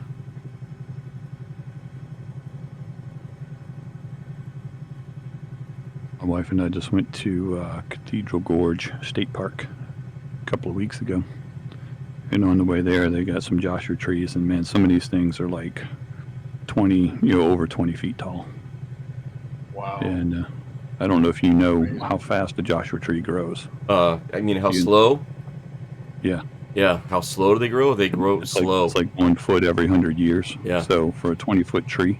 Yeah, it's been around for a long time. Wow. It's a shame is when you see those big ones like that dying off too. Mm-hmm. And I noticed that in the Twin Palms area, it seemed like we're seeing a little bit more of them dying off. Yep.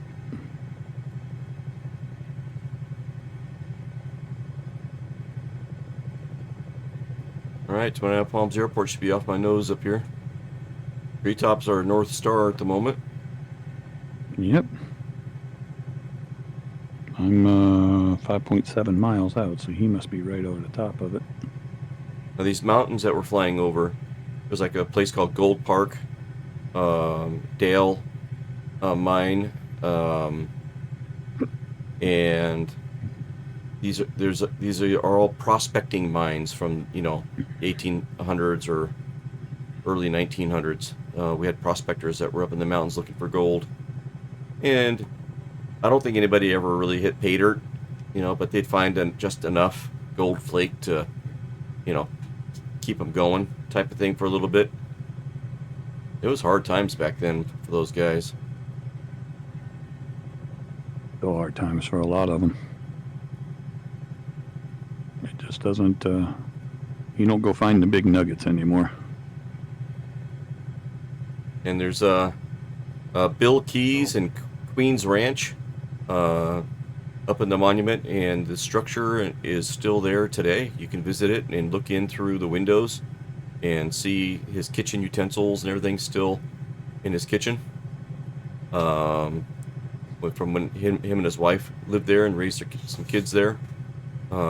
Interesting history with old Bill Keys as well. They built a dam and to capture rainwater for water for cattle and animals and stuff. And the concrete dam's still there with their initials carved in it, and it still works. Wow, amazing. So Desert Queen Ranch and Bill Keys, if anybody ever wants to check that out. Gears coming down.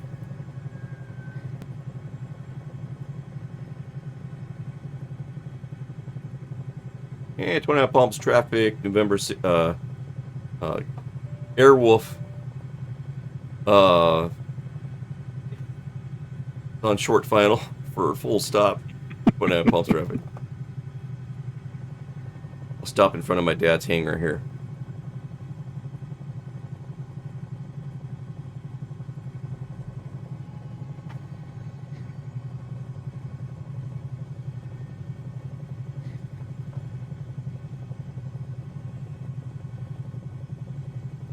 Here is down, 3 in the green.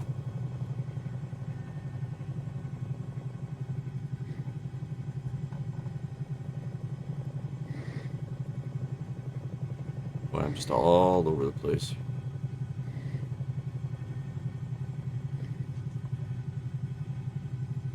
Uh, 370 for old flocks here.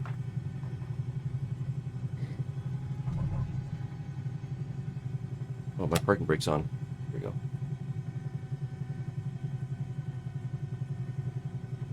That's the hangar where Run 8 Romeo is stored right in front of us. Parking brake is set. I'm getting the drone cam. Got you guys coming in. There's Chunky. Welcome to Twin Palms, everybody. This is my home airport growing up as a kid, where we flew 18 Romeo out of. And my dad got his glider license here.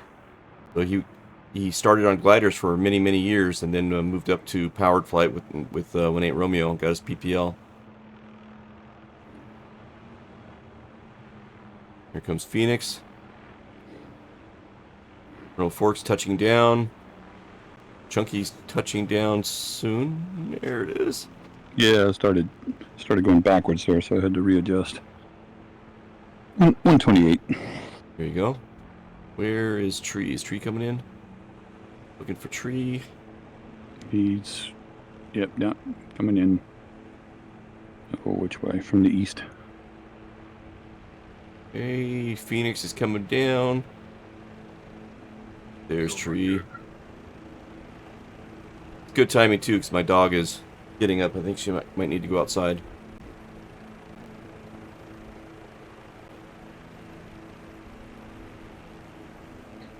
Yeah, Colonel Fork, I have the scenery too, and I don't know why it's not loaded.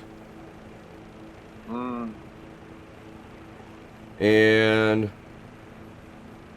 I own this one because they keep putting it on sale for so little. Cool. I'm sitting in the back seat, says Kata. Alright. I gotta let the dog out. I'll be right back. She's impatient. Okay. I'll be right back.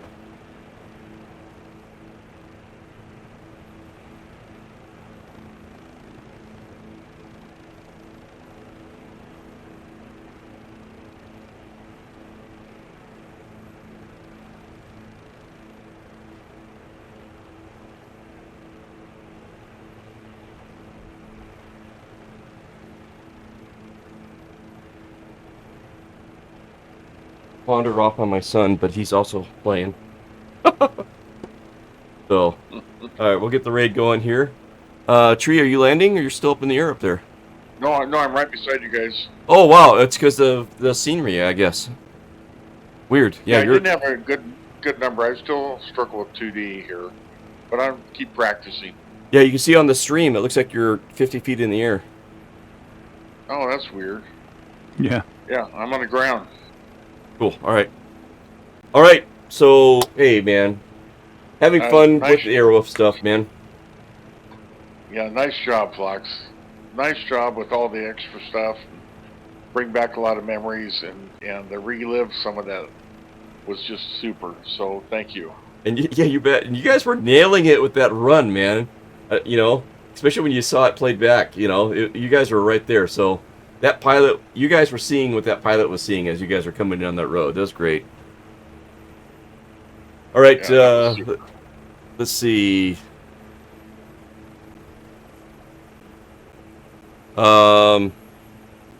Next Tuesday, we're going to be doing Juice Goose on a course that Mish is preparing for us. It's a racing track, kind of like the one that we saw at Desert Center. Okay, so tune in for that. I'll have some links and stuff for the downloads and stuff in advance of that stream. So that's where we'll pick things up next week. But this week, I want to thank Chunky Flyer for jumping on voice with us and all the work you've done with Smog and the work that you're continuing to do. Good stuff, and looking forward to meeting you when we go down to Vegas for the expo. Yep, gonna be fun. Gonna be a blast. Looking forward to. And Tree, thank you for being the best in real life next door neighbor, great friend, and a great co-host here at Foxtrot's Hangar. Fox, right back at you. Wouldn't trade it. Nice. What a great night. Thanks so much. Cool, you bet. Ada says it's definitely fun. Need to do something about the controls, and she's on that. Got some good shots up on Discord for you. Cool. Thank you, Colonel Fork. Much appreciated. Check those up. Awesome. Kata says great stream. Nice. Oh my God, you guys had fun. Oh, Colonel Fork, Awesome. cool. Man, that's awesome. Great. All right, we're raiding off. We'll see you next Tuesday. Till then, fly safe. We'll see you. Night. Good night, Tree. Good night, Fox. Good night, everyone. Good night, everybody. Night, Chunky.